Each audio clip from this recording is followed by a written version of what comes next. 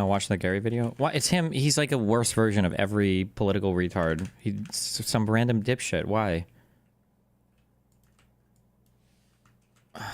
We can watch like 5 minutes of this to see if he says anything new or interesting.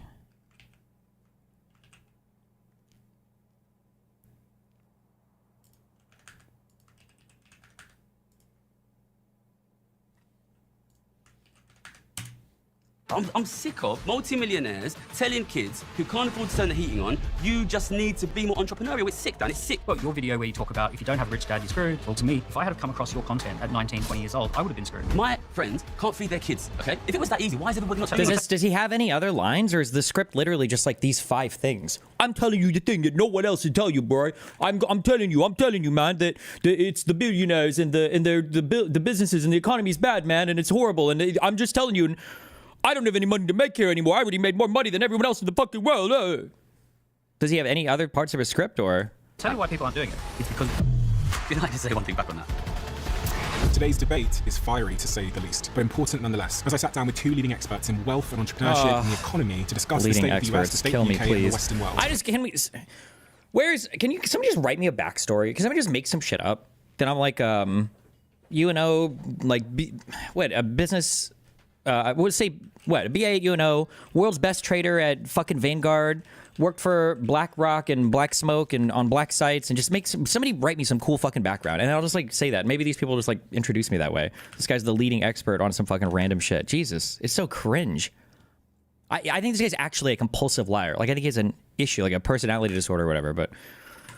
Do you think the reason the average Brit or American are getting poorer is because they don't know how to create wealth? No, the reason people are getting poorer is because of big governments, record levels of taxes, an outdated schooling system, technology, and remote work. Oh my god, it's like 2 retards go to war again. Oh, joy. You sure about that? How do you disagree with those opinions? Living standards are falling because of growing wealth inequality. If you allow the rich to get richer, they squeeze the middle class and the poor class out of things like housing. Let's cut tax on people who are working hard, and let's raise tax. Do you think he's lying about his background? Yes, he's confirmed, completely lied about his background. Yes, 100%. But... I think I said it with initially though confidence. I said, this guy sounds like a liar. I don't know if I'm buying this 100%. There's a lot of like red flags going off. And then we read that FT article, and his whole background is basically fabricated. He worked as a trader when he was younger, but he was nothing good. He was nothing exceptional. Period. Like everything about how he was the best trader and the most whatever is all a lie. It's 100% a fucking lie. There were like 8 people from his company that said as much.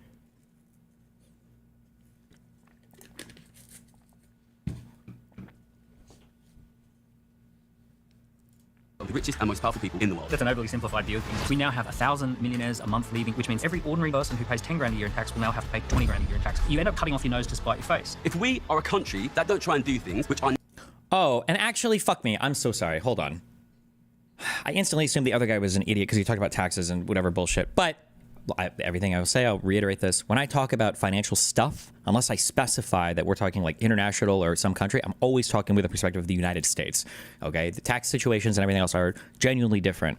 Like in a lot of European countries, your poor and middle class people actually pay taxes. In the United States, it's a very, very little federal tax footprint on people that make like average or below average income. It's very, very low to not exist depending on what you make. So it might be different over here. Okay, sorry.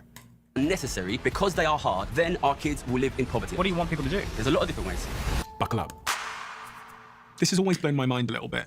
53% of you that listen to the show regularly haven't yet subscribed to the show. Oh my so God. can I ask you for a favor before we start? If you like the show and you like what we do here and you want to support us, the free, simple way that you can do just that is by hitting the subscribe button. Okay. And my commitment to you is if you do that, then I'll do everything in my power, me and my team, to make sure that this show is better for you every single week. We'll listen to your feedback, we'll find the guests that you want me to speak to, and we'll continue to do what we do. Thank you so much.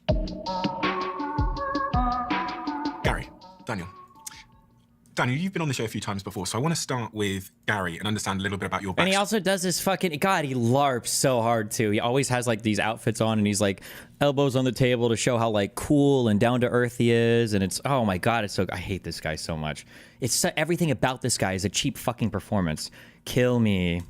And who you are, and having been through the trading game and read and watched many of your videos over time, I have a sort of deep understanding of that. But for anyone that doesn't know you, can you give me a picture of the context that has brought you to where you are today, writing about the things you're writing about today and running the YouTube channel and speaking to the subject matter that you're speaking about today? Please, when you're explaining who you are and why you're doing what you do, please explain that you have no more money to be made off of any of us, and you don't even care if anybody listens. You're just here like letting everybody know, and you've made all your money betting against income inequality, but you don't care. You don't even care what people do. You're just like the fucking Jesus Christ himself come to impart his financial wisdom on us. And you don't even care if people listen or not. You're just here to say the truth because you don't even care. and you were the richest person or best trader in the world for a year.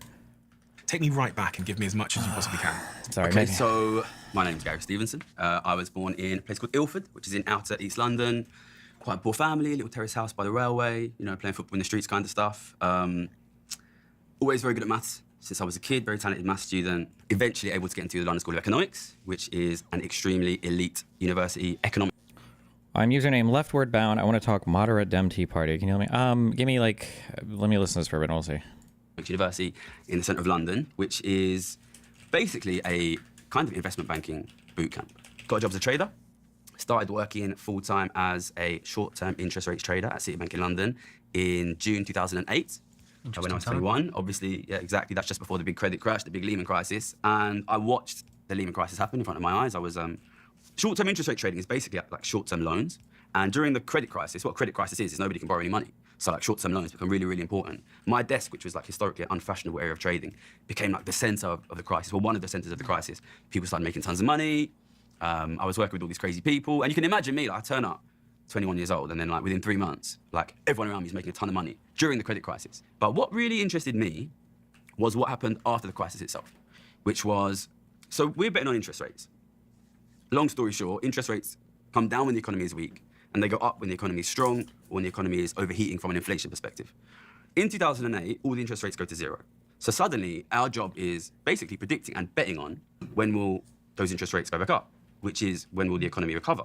And this is super interesting, right? In 2008, because all the interest rates went to zero so quickly, like before 2008, it's important to remember, rates would move from like 5.5 to 5.25.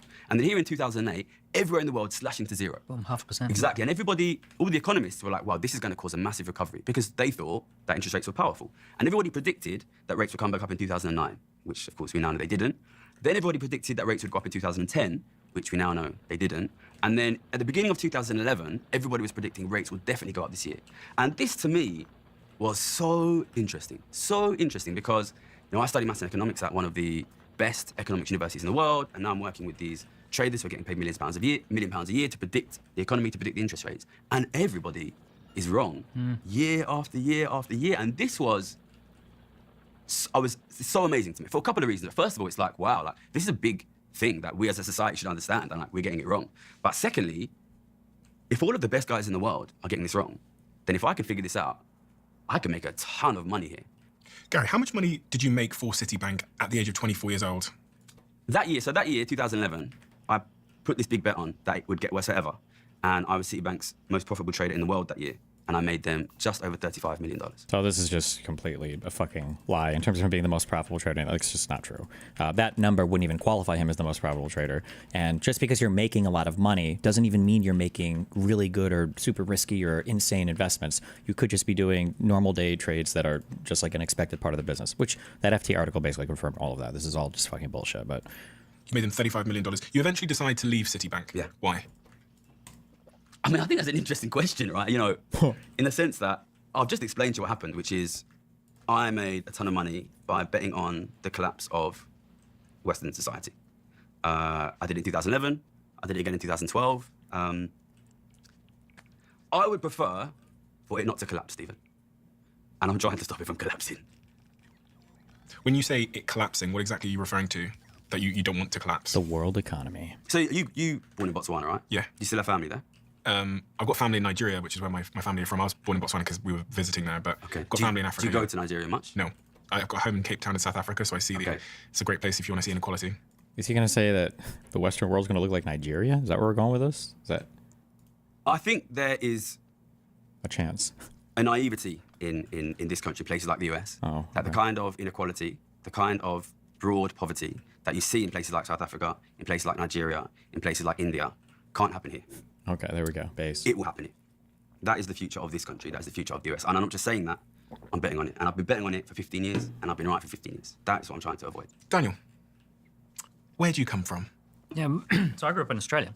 I was born to low-income family. I grew up in a place that had 24% unemployment. Pretty much the only jobs or opportunities around me were things like the trades, building, construction, pest control, hospitality and tourism. At 14, I got a job at McDonald's, and then I got a job in a bar and Pizza Hut delivery driving, and I discover entrepreneurship. So I discover books about entrepreneurship, and I discover that some people make millions, similar to yourself. You saw Canary Wharf. I read a book about business ownership. And as we sit here today, can you give me the overview of your business success since then? Yeah, so I now have a group of companies that I've either started or bought. I've just sold a company, so there's 7 companies in the group. I've started a couple of software companies. One of our companies is now one of the fastest growing companies in the UK. We're a software business. I've got a couple of agencies. I've got an education and training business.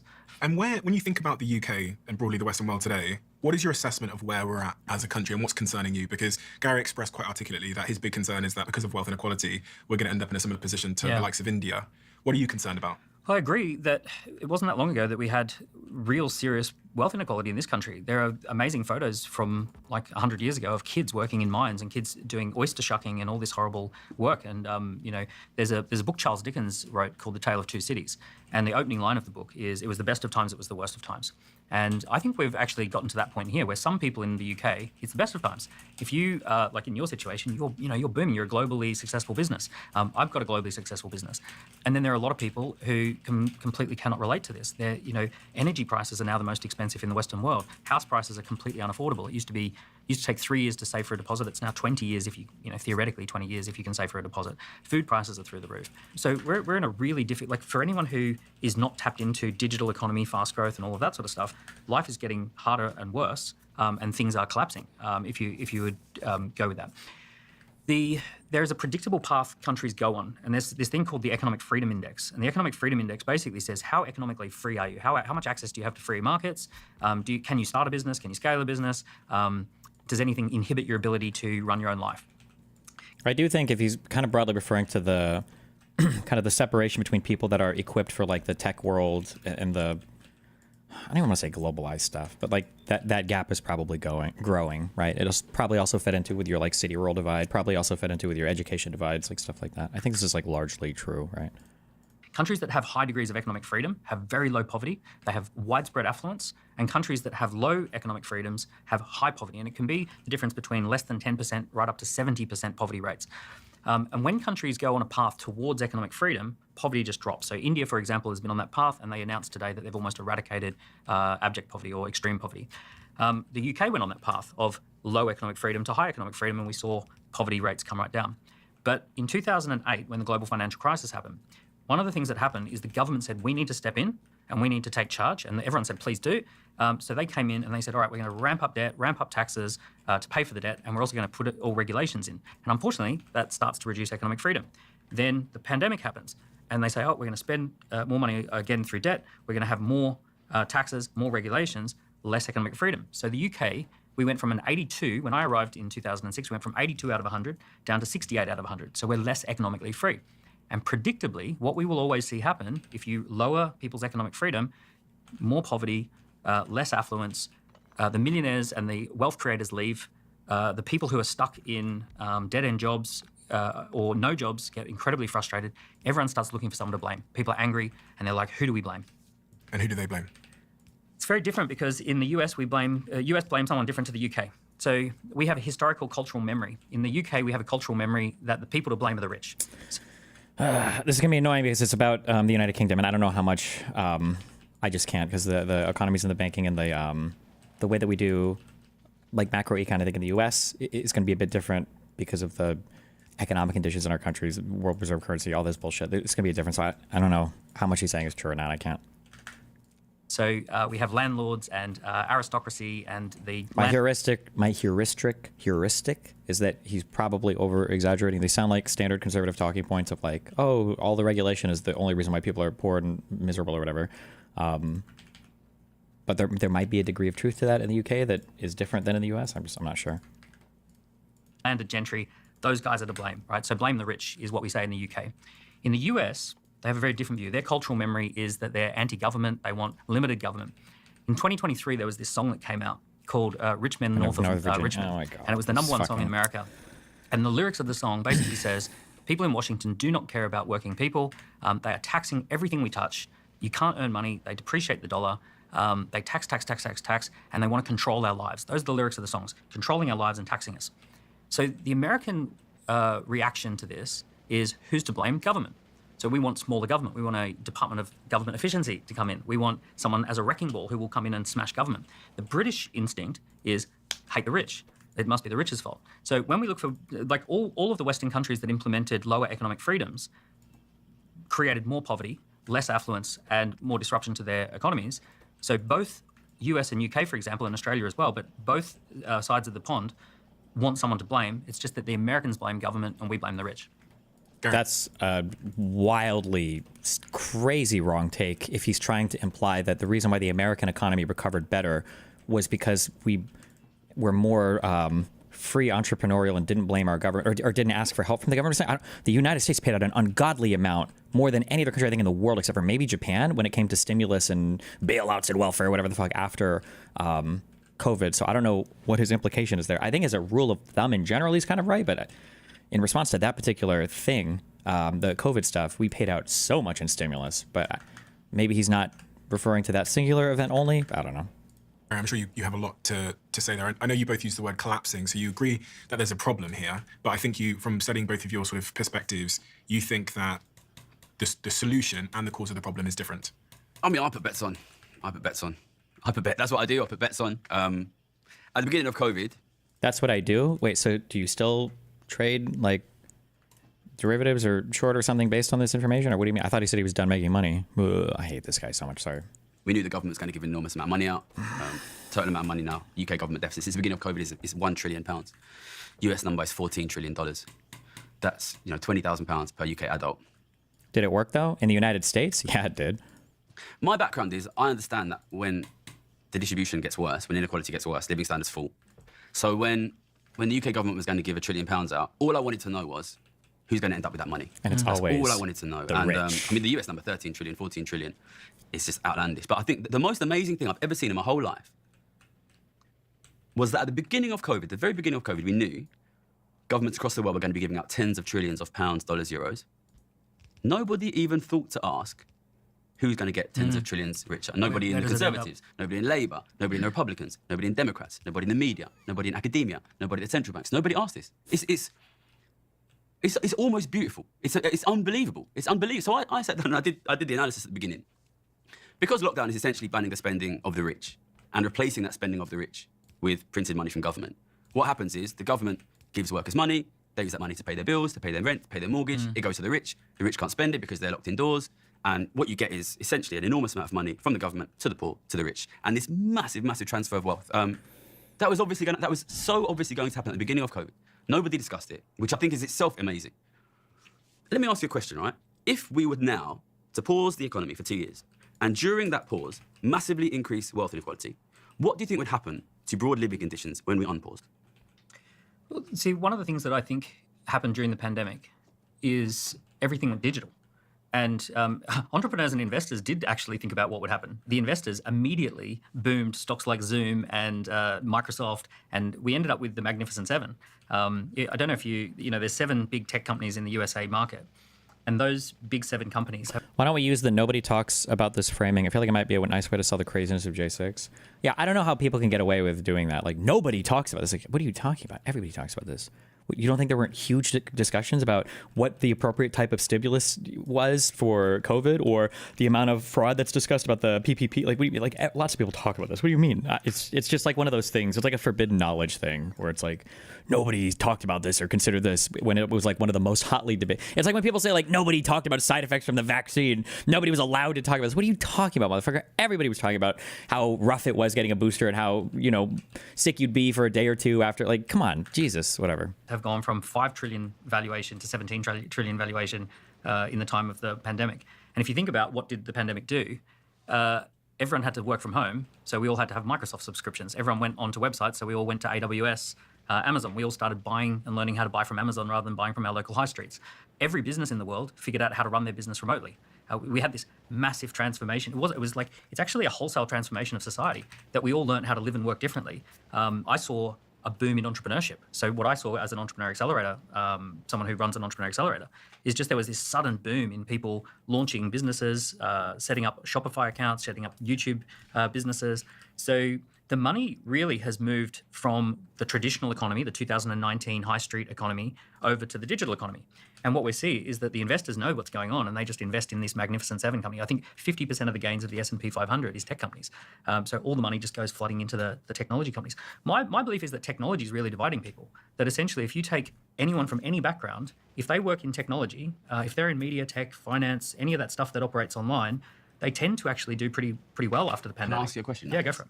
Do you think the average Brit, American, Australian, wherever the person out there is watching, if they quit their job and go work in tech, do you think they'll be able to get financial security relatively easily? If you're like trained in it and you can get those jobs, yeah, these are some of the highest compensated jobs in society. But this doesn't go along with his little pet theory. I don't know how the conservative feels about education, I guess, but Depends when you define financial security. The issue with house prices. The ability to raise a family, have a home. Yeah. So having a home is a big issue, right? So here's what I see with houses. Because houses. Yeah, hold on. To be fair, also, Europe is different.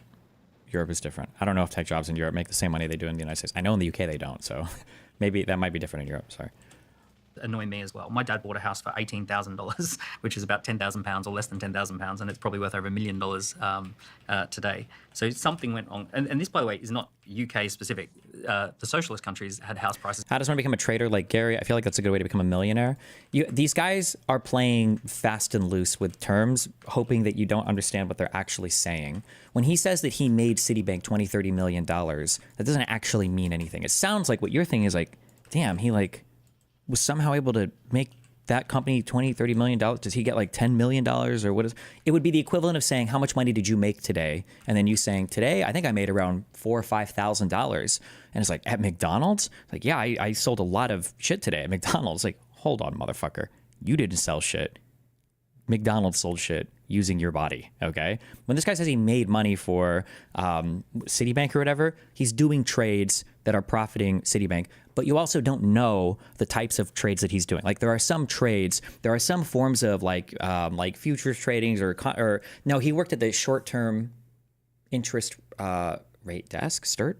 STIRT, I don't remember what it stands for. But the types of trades that you were doing were like regular daily trades that everyone made that were like standard trades that had low volatility, right? Meaning these aren't like crazy, risky, huge market predictions. They're just stuff that like they have traders on the floor, that they're looking at these things and they just like trade. It's pretty like algorithmic. You're following formulas. Now, it might be really high volume and it might be dealing with trades of a large like absolute value of money involved. So you might be able to say at the end of the day, I made my company 10 or 20, whatever $million. But that doesn't mean you were making like impressive or crazy trades. And he wasn't making that money. These are just based off of the trades that the company is doing at that point in time. So it's just, so when he says he made $20 million, it doesn't mean that these trades are impressive or crazy any more than a guy, you know, working at a car dealership saying he made $500,000 today because he sold 2 cars that were worth $250,000 each, you know? Right.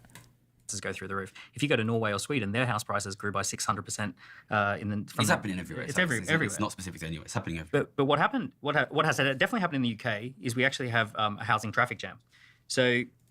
Bruh, stop downplaying his work. He worked through the European banking collapse. Yeah, he didn't do anything impressive in that time, though. It was a stock algorithm. He wasn't anything special at his job. There's 8 different employees from his prior company that all confirmed this. Financial Times interviewed people that worked at his company. Nobody thought he was a standout employee. There's no way that he never was the highest of the year. All of his stuff was middle of the road. He wasn't a standout to anybody that they interviewed that worked there, including, I think, one person that was his boss.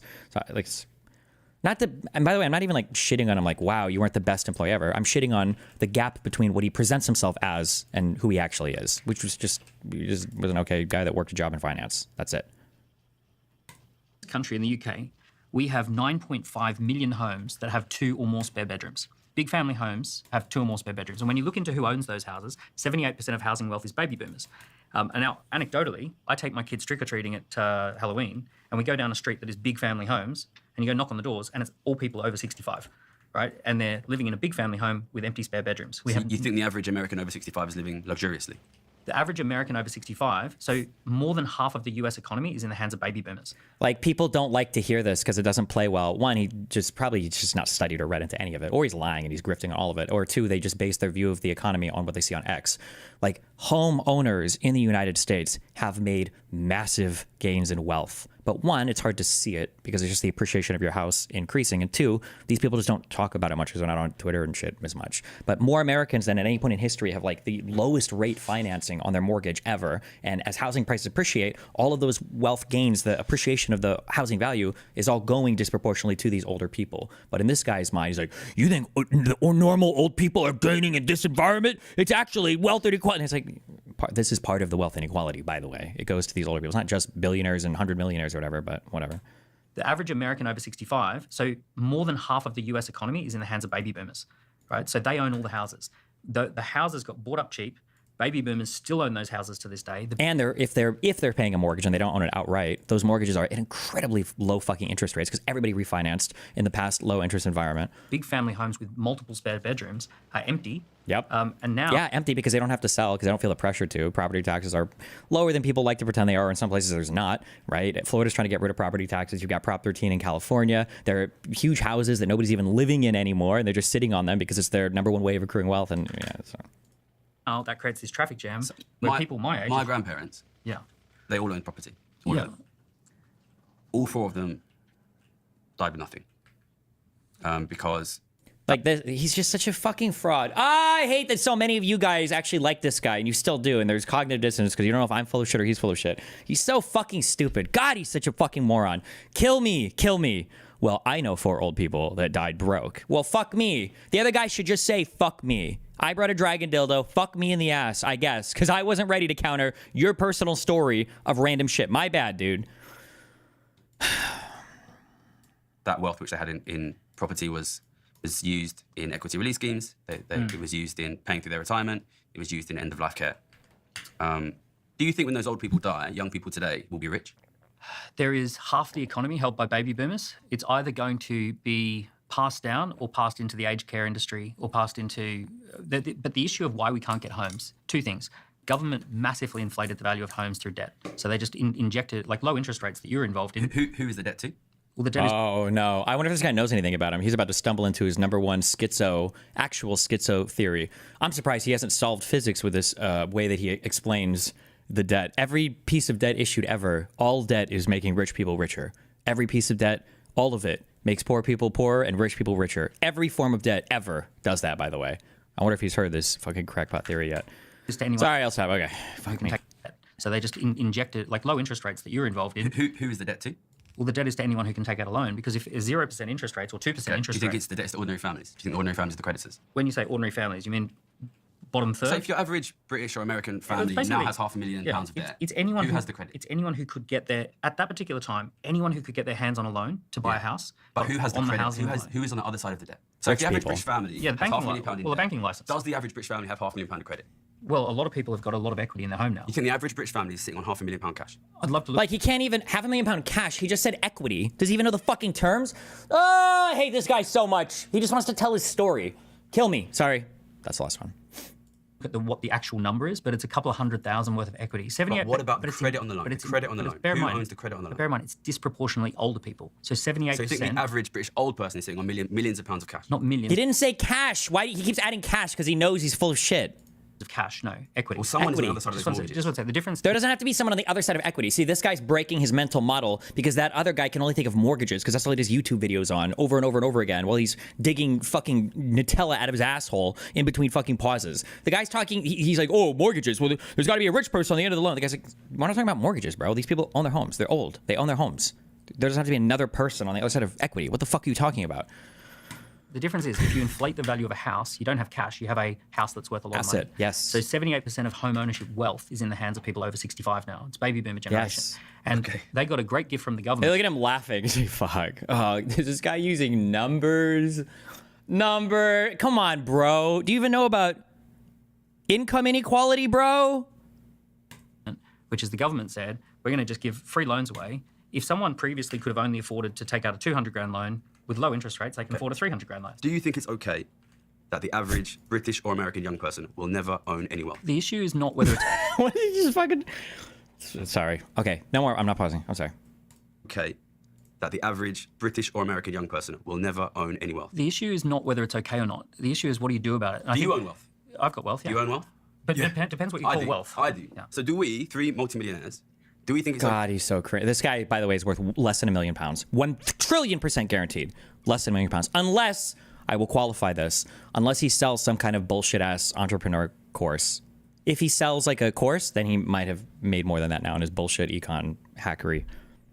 okay that the average Brit or American young person will never own any wealth? To me, that's Because not, I don't think that's okay. To me, that's not the debate. But is it Because okay? It's not. Well, it's not okay. No, we want widespread affluence. Would you rather that the people who currently are multimillionaires, would you rather that all of the wealth was owned by their kids? I think that the way you see the world as a trader is that the world is a zero-sum game, and that there's basically the pie is a fixed pie, and it. Oh my God, who is this guy? Okay, I was worried, but he was using numbers before, which is already a huge improvement over Gary the hack fuck. Okay, and now he knows level 1 8th grade econ. Oh yes. Oh my goodness. Sliced up. How fast is the pie growing now? There's something like this. What's UK GDP growth at the moment? Yeah, it's not high, right? 1%. I'll tell How you, much did your wealth grow in the last year? exponentially. Okay, so if our wealth, my wealth probably grew about 20% in the last year, maybe 30. Okay, if our wealth is growing 30% and the economy is growing at 1%, where's it coming from if it's not?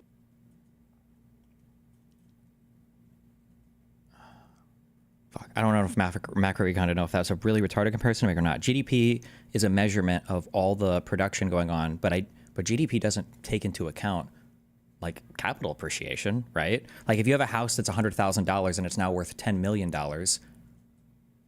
I don't think that shows up anywhere unless you sell it, right? So, can somebody tell me? There's no way. Like capital appreciation doesn't show up in GDP, does it?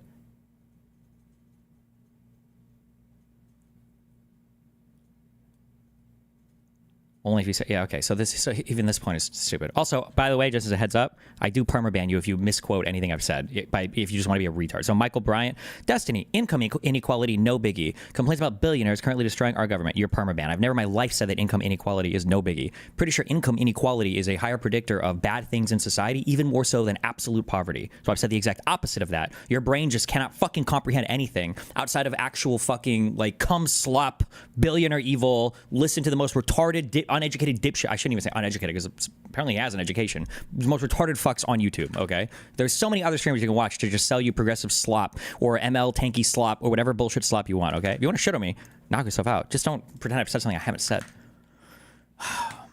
Coming from our viewers. So I'll tell you where my wealth comes from. My wealth comes from building technology companies. And the way it works is pretty weird, which is that I invent something out of my head and I go to investors and I say to the investors, here's what we're going to create. And I give them a spreadsheet.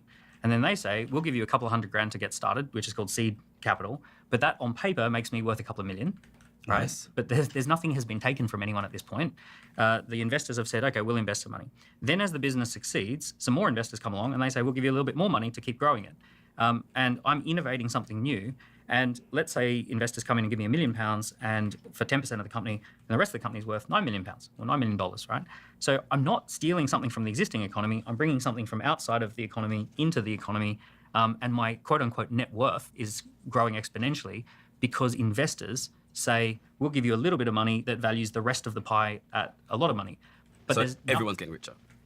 In the In a way, wealth created. well, that's objectively true. Everyone is getting richer. If you compare the average wealth of everyone to back when we had, serfdoms and kings and shit, right? Our billionaires today are arguably wealthier, not arguably, inarguably wealthier than the kings of the past. And even our poorest working people today are inarguably wealthier than the serfdom farmers, that were being controlled by feudal lords or whatever the fuck in the past as well. So yeah, everybody has gotten wealthier. Are there other problems? For sure. But what do you mean? Not like... There's wealth extraction, which is what traders do. They extract from the existing economy. Ooh, I hardcore disagree with that, but we'll see what he says. And they bet on the economy. And then there's wealth creation, which what entrepreneurs do. They come up with new ideas, better ways of doing things. Ooh, but that guy doesn't even care. He's like, yeah, traders are evil. Blah. And they build wealth. So do you think the reason our viewers, the average Brit or American, are getting poorer is because they don't know how to create wealth? No, the reason people are getting poorer is because economic freedoms are being eroded. Okay. When we have high economic And you associate freedom, that with taxes? well, it could be anything that impacts economic freedom. So taxes and regulations are big. Was economic freedom higher in the 50s? 50s was okay. So 50s was a interesting time. We were in food rations in this country till 1956. So we had 10 years of food rations after the war. We had a labour shortage because only really men worked. Women hadn't entered the workforce in mass. There had been 300,000 or 400,000 men killed in war. So we actually had this big labour shortage. The whole country needed to rebuild because of the Blitz had bombed it. So we had this huge need for economic activity and not enough people to do it. We only had 2% unemployment. People who had their legs blown off were put to work at that particular time. So we had this boom, this post-war boom, and we also had the post-war baby boom, which drove consumption. And then when we got to the 60s, we had the roaring 60s or the swinging 60s, right? Pretty amazing time in Britain. And along comes high taxes. And they put up the taxes massively at the end of the 60s. And it pretty much crashed the economy. One of the things that happened... I don't know anything about the British economy, so I don't know if he's right or wrong. I can't say anything. But what were the tax rates in the 50s? Well, they went up as high as 80 to 90% for the top, for the top earners. I think it was in the 60s. You sure about that? Well, I think the 50s are unique. What is the answer, Gary? I feel like you know. They went up after the war. They went up after the war. Well, in the US, actually, tax rates started got before the war. But also the size of government as a percentage of GDP was like 30%. It was a tiny, like we are now 45% of the UK economy is government spending. We have got a massive And who funds that spending? debt. The Bank of England allows them to print endless amounts of debt, which Just there? I love how Gary, he's trying to ask all these leading questions. God, he's so stupid. Why is he even on this thing? He's just asking like leading questions so that he can go in and preach on his shit. He has no fundamental understanding of anything he fucking talks about. Kill me. Sorry. Did you notice how he just interrupted him 3 times? He's trying to explain something. The dude just rolls with it. You need to talk to the other guy. Well, it's because this guy doesn't know anything. Like, Gary can't engage on any level of this conversation. He actually cannot. He has no idea what he's talking about, okay? It would be like me coming into debate about, like, basketball because I watched a fucking, like, a documentary on fucking Michael Jordan, and I'm here to, like, coach and train everybody on how to be the best basketball, but I have no fucking idea. And I'm like, I think there's, like, 12 players per team on the court or something. Like, it's just retarded. God, I hate this. Fuck, I'm done. deflates. Taxes? Gary, I want to get your opinion here because you're asking a lot of questions, but I actually don't know your opinion. I just want to know what Daniel thinks, and I want our viewers to be able to research Daniel's opinions. But how do you disagree with those opinions? Listen, Daniel's a businessman. He's obviously a very successful businessman. You know, I've not been anywhere. I'm not a businessman. I'm not going to pretend to be a businessman. I'm an economist. I make money by being right in the economy. Daniel's a good businessman. Just to be clear, that's finance and well, I'm sorry. Maybe in Britain it is the same. Finance and economics are not the same thing. They're barely related. So, but whatever. And I'm right on the economy. You know, it's as simple as that, basically. You know, I'm not a good businessman, but I've got 15 years of being right on this, on the economy. And look, I know you're probably a wealthy man. You probably don't want to pay high taxes. You probably don't want your kids to pay high taxes. But we exist in an economy where wealth is being extracted out of the middle class, out of the working class, very, very rapidly. It's benefiting people like the 3 of us at this table. It will benefit our kids. You know, our kids will be rich. Their kids will be poor. And I just think we should be honest with them. Capitalism's finished. We won. Well done, Stephen. Well done, Daniel. Well done, Gary. Oh, there it is. Yeah. See, I don't even care. You know, I got all my money, whatever. You know, I'm just here to be the truth sayer. I'm just here to be the noble truth sayer because I'm so goddamn fucking noble. What does he mean when he says he's betting on Western economies failing? Nothing. That doesn't mean anything. Because if he had been betting on any particular thing and had been right 15 years in a row, he wouldn't be some random fuck loser begging for your money, selling some shitty fucking horrible book on his you shit channel. He would be like a leading trader talking to fucking George Soros and Bill Gates, and he would have $100 billion and he'd be making massive investments or doing some type of big philanthropic work to further his cause. It's over now. Our kids will be rich. Their kids will be poor. They'll pay the taxes. We won't pay the taxes. We'll avoid it. I'll make money betting on it year after year. Why are we lying to them? Why are we lying to them? God, he's so brave. Yeah, I think that's an overly simplified view of things. I don't It's think a very simplified view of things that has made me a multi-millionaire. Yeah, well, look, entrepreneurs take bets on the economy as well. We take bets differently. When we start a company, we're betting on how Do the you think economy the average... I'm so curious if this guy in the middle knows how much of a fucking loser this guy is. Because I feel like he's approaching this conversation like, oh yeah, this is like a normal human being who's like rational and intelligent and should be having this conversation. I wonder if he has any idea. economy as well. We take bets differently. When we start a company, we're betting on how Do the you think economy the average would be. British and American worker at the 50th percentile, do you think their kids will be richer than they are? It depends if we have economic freedom or not, right? We're going to have a split test on this. Do you think we will? Right? We're going to have a split test. We're going to have the UK seems like we're going to have more taxes, more regulations, and it seems like the US is going to have less taxes and less regulations. Here's what I've noticed. I've noticed that places like Singapore that have small governments have got widespread affluence. There's not a lot of poverty in Singapore. Yeah, Same except for the as cleaners living in the closets, yeah. You know, look. But we don't count them in the statistics, just like we don't count our viewers. That's not widespread in Singapore. Well, there's a lot of people. I've seen them in the closets. I've seen them in the closets. There are some. But they're not Singaporeans. Well, also We only count the rich ones. look. The issue is that they've come from even worse conditions in many cases. People move to Singapore for an increase in lifestyle, right? You could take Ireland or Switzerland, right? Economically free places. Ireland was economically in a disaster. Do you think the average Irish person lives well? Well, their average economy 50th almost percentile Irish person lives well. Their economy almost collapsed in 2011, and they went down the road of lower taxes, lower regulations, and they attracted all sorts of businesses into the economy. And do you think that works well for the average Irishman who doesn't own a home in Dublin? if you measure everything by home ownership, I'm measuring people by the average. I want to know what the average man. He's just like, I'm done. I'm just repeating myself, right? It's just like the stupid appeal to like. Women in Dublin today lives like. By the way, I'm also furious about the home ownership thing. Everyone is. I think it's utterly ridiculous the way, like the idea that homes are now worth 10 times the average wage, all of that. The difference is I blame government for that. I blame high taxes where because of high taxes, they can take out more debt. They can then inflate the economy. So do you think if we shrink the government, if we start to slash government spending, do you think that would improve living conditions? Well, the UK government is 45% of the economy. Like, that's a huge government. It's so do you think biggest US living conditions II. will increase in the next few years because we have a US government now that's planning to slash the US government? Well, that's what the US voters have asked for. Do you think it will improve living conditions?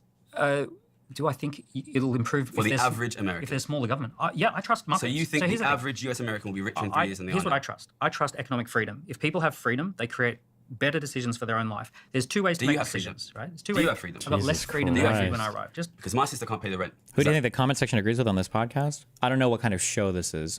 Based on the current like status of like internet economics, I would say that probably the vast majority agree with this Gary dipshit, and he's probably more popular as well. So.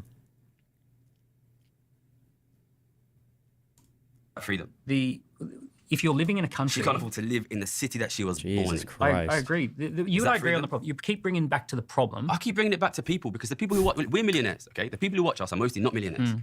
Is life there it is. I don't care. You know, I'm just saying it. You know, I'm already rich. It get better for them. The life will get better if you are connected to the most productive parts of the economy. If you pretend that it's 1955 and you recreate the post-war era conditions, if you try to go back to 1955, I don't think that's going to work. So let me ask on that then, the point about if you're connected to the most productive parts of the economy. I was quite surprised when I was doing some research on this to find that there's quite big differences between the UK and the US in terms of GDP growth. In Q4 2024, the US economy grew by 0.6%, while the UK growth was 0.1%. So they're doing significantly better in that regard. US GDP per head stands at $82,000 per head, whereas the UK stands at $49,000 per head. And stock market performance, which is an indication of, I guess, whatever, rose by 300% in the US, whereas the FTSE 100 declined by 20%, which is the UK stock market. Productivity growth since 2018, productivity increased by 30% in the United States, which has outpaced the UK. And lastly, income growth. Since 2007, American income per head has increased by 72%, while it has decreased by 2% in the UK in dollar terms. So they seem to be doing better if you just look at the economy. Why is that? Is that because they lean more into technology and to innovation and entrepreneurship? And is it because of... He can't answer this. I don't believe Gary. Please let Gary answer this first. I want to hear it. Because remember, in Gary's mind, nobody's doing better than anyone else. It's just the billionaires and the evil people are taking money and the upper class are taking money from everybody. Please let Gary answer this first. Please. I'm so curious what he'll say. Please, I want to hear this. Things you were saying earlier about their attitude towards the government, like reduce government spending versus tax the rich. Why? I'm keen to hear Gary's view on this because I understand yours because you've just said it. Yeah, I think these are great statistics. And of course, the US has a strong reputation for being very free markets and being very small states. In the last 5 years, 10 years, 15 years, we've had a UK government that has been aggressively slashing the state. And the US... state's bigger than ever. It's 45% of the economy. And the US, we had a government in the last 4 years which has been running a massive, massive deficit. So in that period of time, it appears the government which has been aggressively increasing its deficit has massively overperformed the government which has been aggressively slashing the state. Wait, but I thought that he said that deficit and debt, all of that just made wealthy people wealthier. Didn't he say that? Didn't he say that when the government gives stimulus to people, all it does is it helps the billionaires? I thought he said that. Who knows? Maybe he'll say even though the US is doing better, it's just for billionaires and everything. Who knows? We'll see. That's what it looks to be from the last. I mean, Joe Biden enormously increased the deficit, enormously. And the Conservatives were austerity government for 14 years. Which one seems to have given the better numbers? Well, I mean, they were austerity in name only. They went from 30%, the state was 30% of GDP to 45% of government GDP. services are better funded now? The government is terrible at doing most things. That's the problem. You don't want... Okay, that's... Well, fuck. I just don't know. I'm sorry. I judge so many people by US, like, standards of stuff. It is technically true that the government is bad at most things. That is actually a true statement. But usually but the government is the only thing that can do some things. And the government has to do some things. It just depends on what you're talking about. Okay, I'm going back and forth on that other guy a lot. I'm slightly warm towards him. We'll see. I think that spending on government services has been slashed. Let me zoom out a little. Do you think the police spending's been slashed? Oh, police spending is definitely. Do you think education spending's been slashed? Do you know where it ends up? It ends up with like big corporates, big consulting, who get paid $50 million to produce a report to tell government something, Okay, I don't know. I'm sliding a little bit more. All of these big, I won't name names, but all the big consulting firms, they're all bloodsuckers to government. They I they won't know name that names. the money's in the government. Wait, why not? And what? They set up business models to extract that money from government. And it also is in the financial trading side of things. One of the issues that we've got, right, and this is a big issue as well, because you care about wealth inequality. One of the biggest issues I see is that during the pandemic, we all learned to work remotely, and remote work became the norm. And what I see at the moment is huge amounts of what would have been normal British jobs are going to the Philippines, going to India, going to Vietnam, people who work remotely now. We now have 1,000 millionaires a month leaving to go to Dubai. We have 120,000 British people living in Dubai in that economy. The world's become incredibly mobile. And one of the things that's happening is that what would have previously been good British jobs are getting moved overseas to lower cost countries. And that's technology that drives that wedge. The US... I bet this guy was pro-Brexit. Oh no, I bet he was. Maybe not though. That would be the test. is very smart in that they've built a technology powerhouse, and the UK has completely lost our technology industry. Our tech industry is in decline, same across Europe. China and the US know that the game is tech, and they're basically pulling all the tech company into their borders. And what's happening a lot is the erosion of good jobs and the erosion of just normal, well-paying jobs because they're going. And it's a bit of a self-fulfilling loop that the more we lose millionaires, the tax burden falls on everyone else, so they put the taxes up, and then the millionaires say, oh, the taxes are too high, so they leave. I've watched some of the most incredible... So, like, generally in the United States, when people make arguments about increased taxation leading to things like capital flight, so capital flight is when you've made it so expensive to do business in a place that the investors just go somewhere else because they're like, fuck this, we're leaving.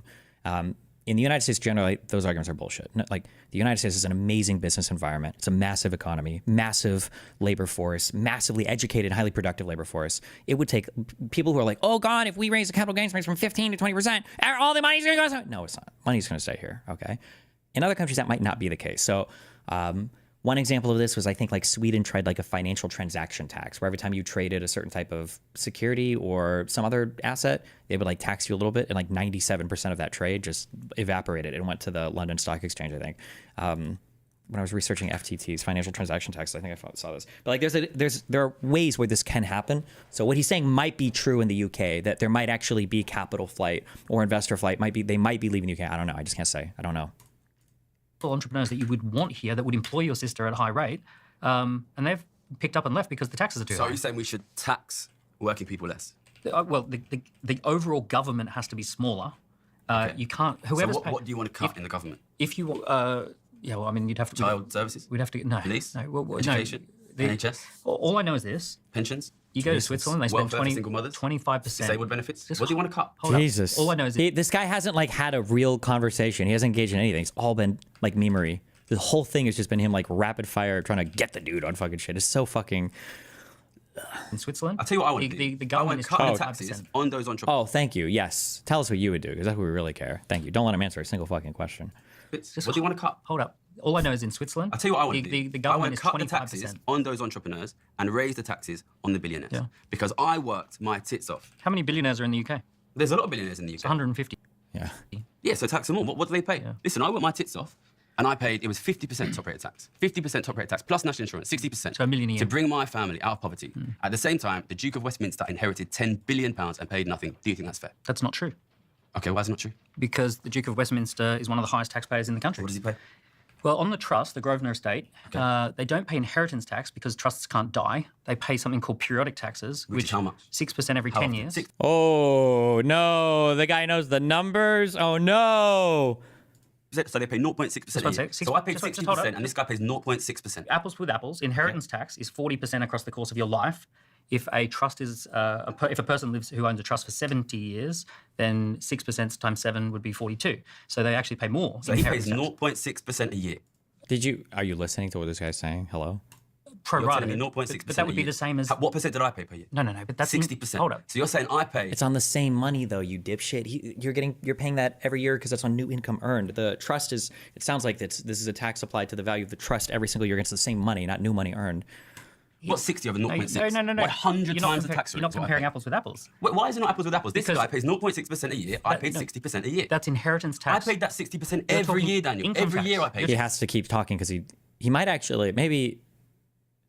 Or maybe he is a grifter. Fuck. Maybe I need to get better at identifying like who's being intentionally bad faith versus who's just a dipshit.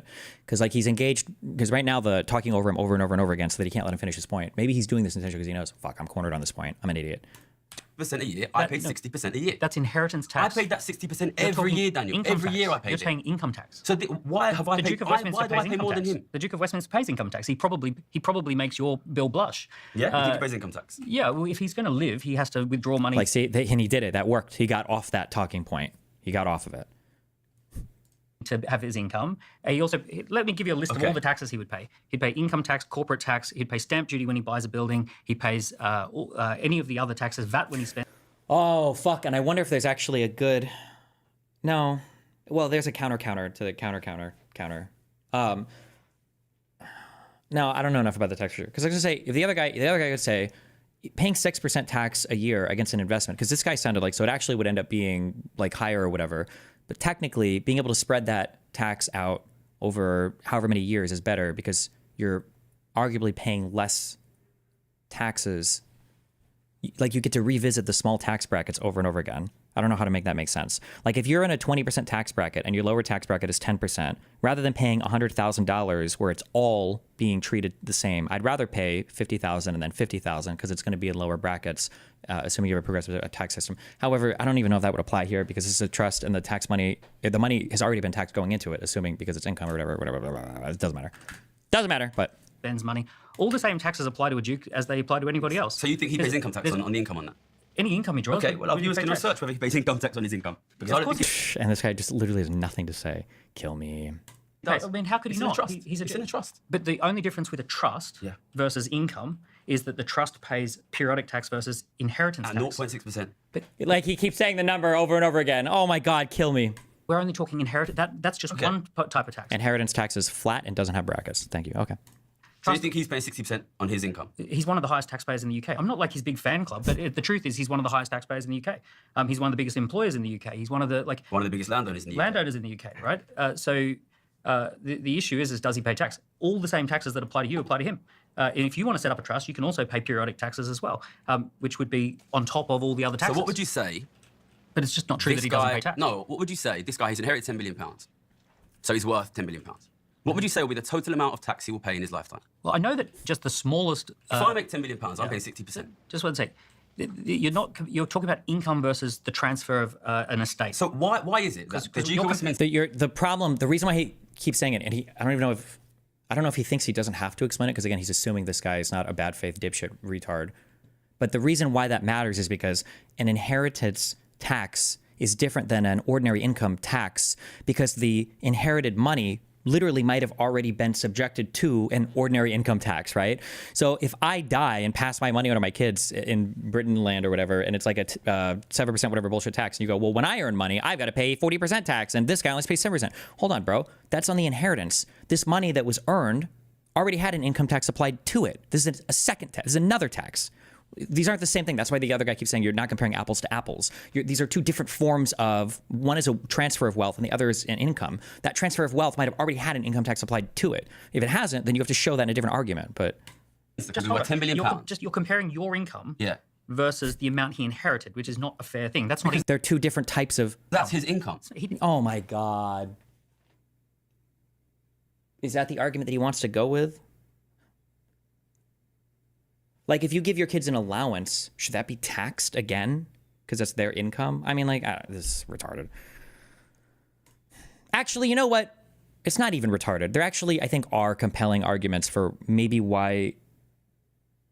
No, I'm not even going to grant it to him. There are reasonable minds can disagree on how to treat inheritance incomes, but this guy is not capable of having that conversation. Inheritance is not income. So wait. So if I get given £10 million, I don't pay any tax. But if I work for £10 million, I pay 60%. Somebody else already paid taxes on the money that you're inheriting, though. It's your family. You inherit. If this is the tax system that you want, you will end up in a system where the kids of the rich will own everything. I'm just saying that's what I'm saying. That's what I'm saying. And that's fine because that's our kids. You're not telling the truth about his... Oh, there it is. See, there it is. We got it again. That's fine. I don't even care. We're rich. I don't even care. I don't even care at the end of the day. We're rich. Don't care. It's all good. We're all millionaires here, right? We're in the Millionaire, the £1 million club. There it is. Yes. Let's have a tax system where your kids and my kids and Stephen's kids are multi-millionaires, and these guys out there can't afford to feed their kids and put the heat in. That's not what I'm saying. But that's what you will get. That's not what I'm saying. That is what you will get. Listen, I'm That's okay what I'm with betting that. on. That's fine because I'll make money in the market. There you It's go. fine. And you'll make money and you'll make money. It's our viewers who'll be poor. And that's fine. That's fine. It's I fine keep for forgetting us. how many of Let's these things I need explore to the go. other Fuck. alternative, right? So let's say tax the rich, right? So let's play the game of tax the rich. Tax the owners, not the workers. Yeah. So the owners. So, the owners. so the issue that we have with the rich is that the number one most valuable assets in the economy now are intangible assets. So there's this chart called the S&P 500 of the 500 richest countries in the country, in the world, in the US, sorry. In 1970s, 75% of the value of the S&P 500 was physical assets like property. And today it's less than 10%. It's closer to 5%. So you think that housing is not particularly important? Just let's stick with what I'm saying. The powerhouse, the engine room of the economy is digital assets, and that's reflected in the S&P 500, for example, which is 95% intangible assets. One of the issues that we have is that the richest people are completely mobile now, so they can be absolutely anywhere in the world. So if you come up with this idea of let's tax richest people 1%, if a tiny proportion of them leave, we're all in trouble. So These really rich guys, what do they own? companies, And why are those companies worth money? because investors say they are And where do the revenues come from? globally. Okay. The issue is that these companies operate globally now. So if like, I'm a my billionaire- take my company for example. Yeah. My company has 8,000 customers in 150 countries. Okay. We could be anywhere. If you push a What button, country is your biggest single revenue source? probably the US now. Let's say you move to Cayman Islands and the US says we're going to tax your revenue at point of sale. What can you do?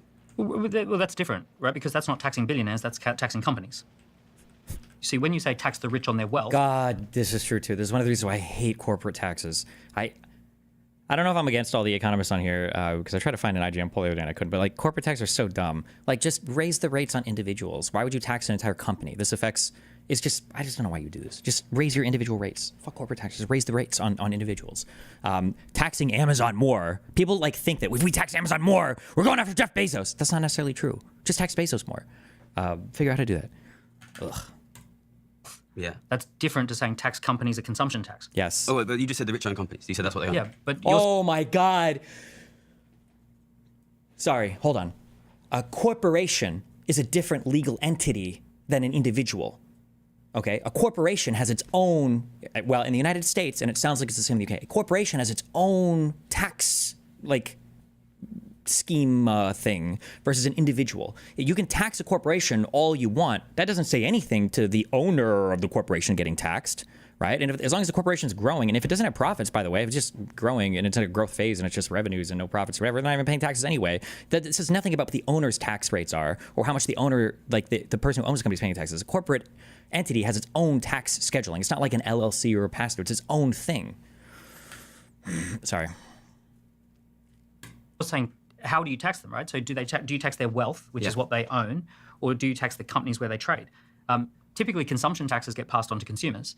Oh, So- it's not consumption tax. It's the tax on the ownership. Yeah, but if No, it's not a tax on the ownership. It's a corporate tax on the papers, on the books of the corporation. The owner is not being taxed. It's the corporation that's being taxed. you simply say when you're doing revenues, then So that's you're a saying if consumption. you start to tax, And he interrupts everything. I am actually so triggered right now. I'm sorry. Okay. Take a deep breath. Let him go. Okay, I'm not going to pause for 5 minutes. We're going to make it to 46:30 in this. I'm not going to pause at all.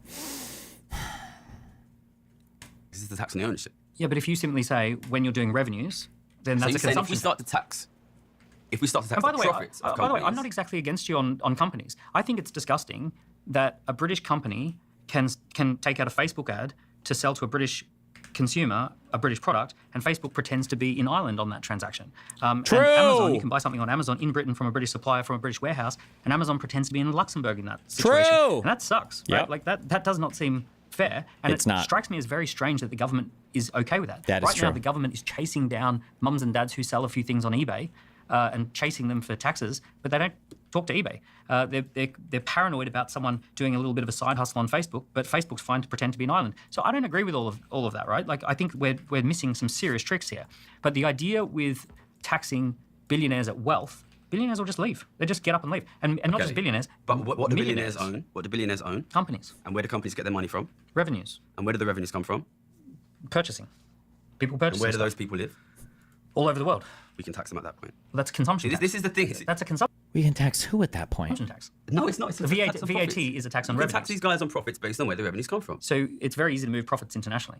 See, Stephen had a Starbucks cup. When he buys that Starbucks, Yeah. it's bought from a British company Yeah. who licenses the Starbucks logo. I didn't pause. From That wasn't Luxembourg true. or somewhere It was like laggy. that. It lagged. So It lagged. It 15%. So here we are saying, oh, we're going to tax their profits. Yeah. They say, oh, I wish we were profitable. Sorry. Unfortunately, we had to do that licensing deal with that international I corporation. know how profit shifting works. Okay, so I don't think are you telling me a company is selling to the UK, the US, enormous amount of profit in the US, and they turn around and say, actually, our profit's not in the US. The Do you difference- think the US is incapable of going and looking if that's seeing where the profit is? I'm not saying that you can't do this. I'm saying that the benefits of doing it, it's so hard to tax wealth, for example, or it's so hard to tax millionaires and billionaires that you end up cutting off your nose to spite your face. For every, if we create Britain, for example, and we build a brand which is that we're anti-wealth, we don't want you to ever have more than 10 million. If you've got more than 10 million, we punish you. Every young entrepreneur who comes to me and says, Dan, do you think I should start a company here in this country? I'm going to say, well, if you do, they'll take it. As soon as you start to make it, they'll take it. If you're successful, if you get investment, they're going to tax you your wealth. If you sell the company, they're going to take it off you. I'm going to basically say to that young entrepreneur, don't build your business in Britain. Go start it somewhere that they're more proactive and positive towards entrepreneurs. Are we seeing that now with this, they call it the Millionaire Exodus, which is, for people that don't know, the UK is set to lose the greatest proportion of millionaires in the world this parliament. I'll put a graph on the screen, which is this one here. Jesus And that little Christ. red line here Oh, my Brexit. Oh, Jesus. is us losing all of our millionaires Yeah. at the moment. And in 2024, it's estimated that 10,000... This is what I want to hear on the rich guy.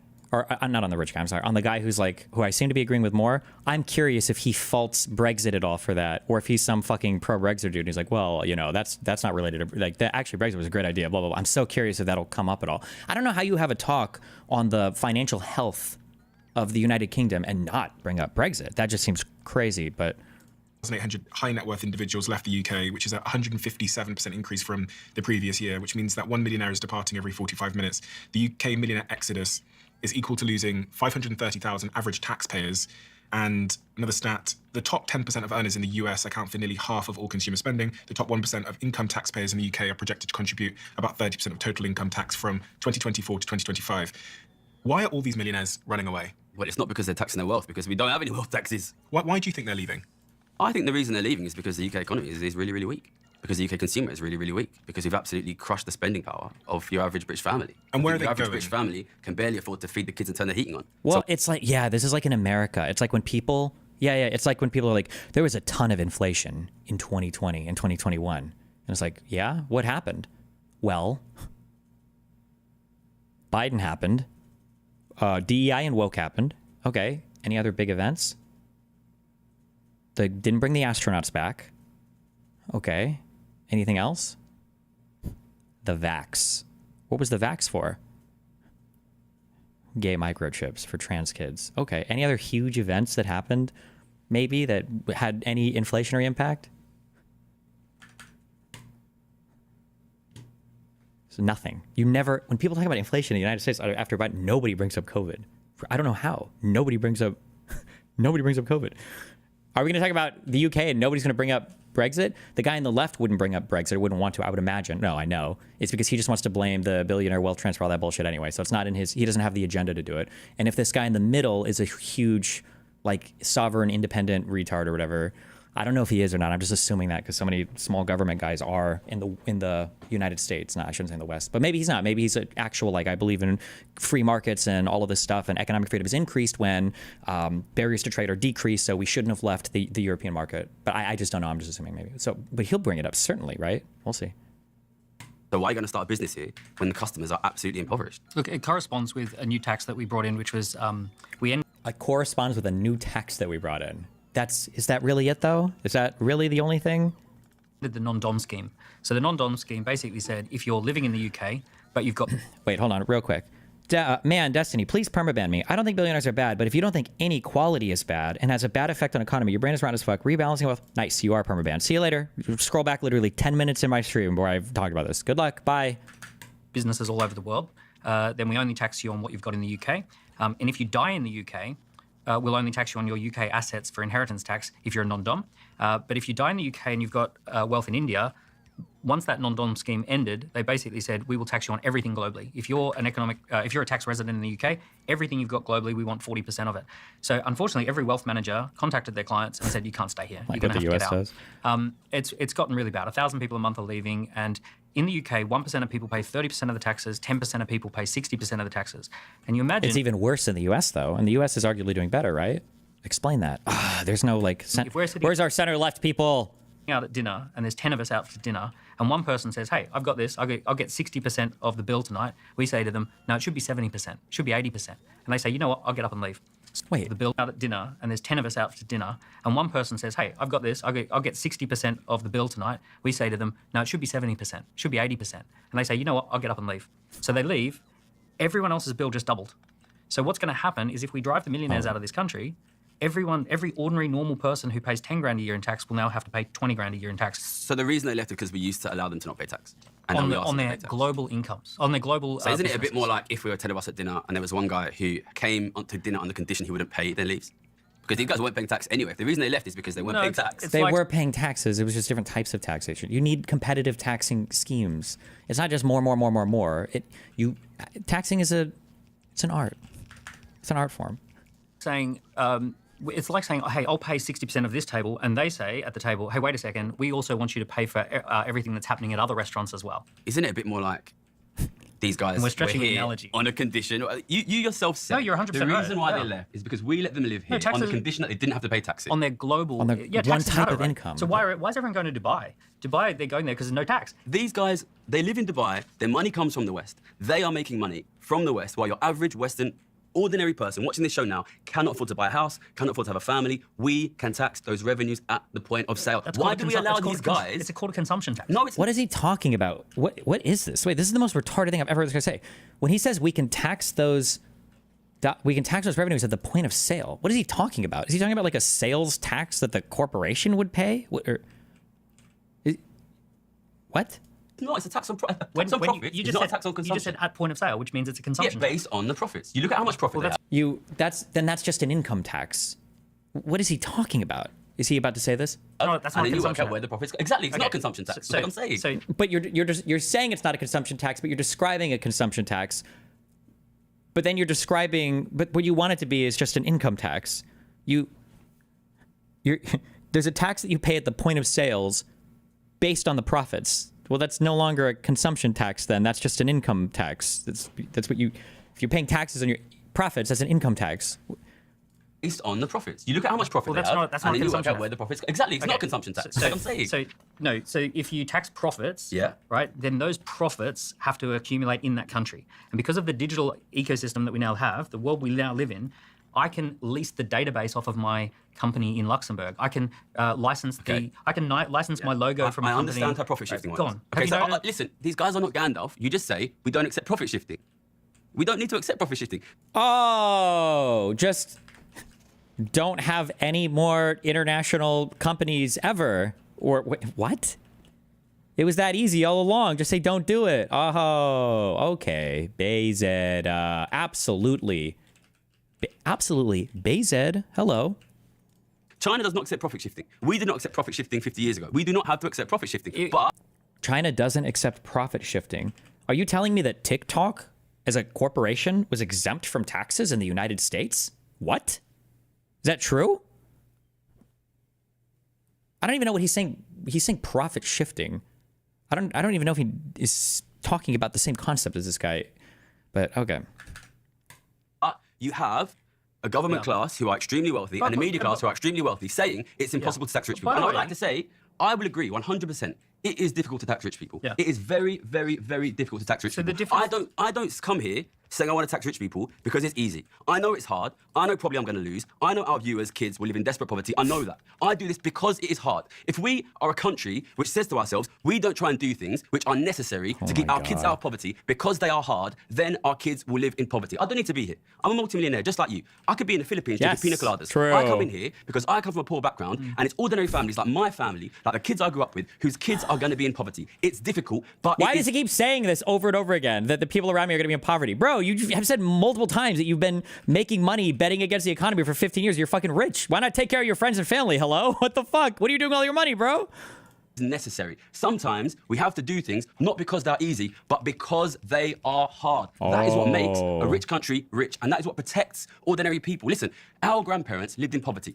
Did they say, let's not change it because it's hard? No, they didn't. They fought, and they demanded healthcare, education, housing, food, and they got it. They got it. So That's why my parents could live a good quality life. They got those things. They got those things, and they were aware that in order to do that, you could not allow the super rich who have been living lives of luxury for hundreds and hundreds of years to eat everything while ordinary families couldn't afford to feed their kids. I know it's difficult. And I know I'm probably going to lose. I know that. I know I'm probably going to lose, and that means our viewers will be poor. But I do it anyway because I do not want this country that I grew up in to fall into desperate poverty. I agree with you on the passion, and I agree with you on the problem. Just not the solution. I don't agree with you on the solution because in you haven't presented one. 2019, We'll all be just rich and one our sec, kids will be in rich. 2020, and that's not what I'm saying. In 2020, we made a decision globally to shut down the economy, and we taught everyone that they can live and work from anywhere. The biggest threat to everything you're saying is remote working. The fact that we can live and work from anywhere. Our grandparents, if their boss owned a company, that company had to. Hold up. Is that a little bit of a middle manager ass pain I'm hearing there? Excuse me. Work from home is a lot different than shifting capital around the world to find preferential tax havens to shelter your corporate income.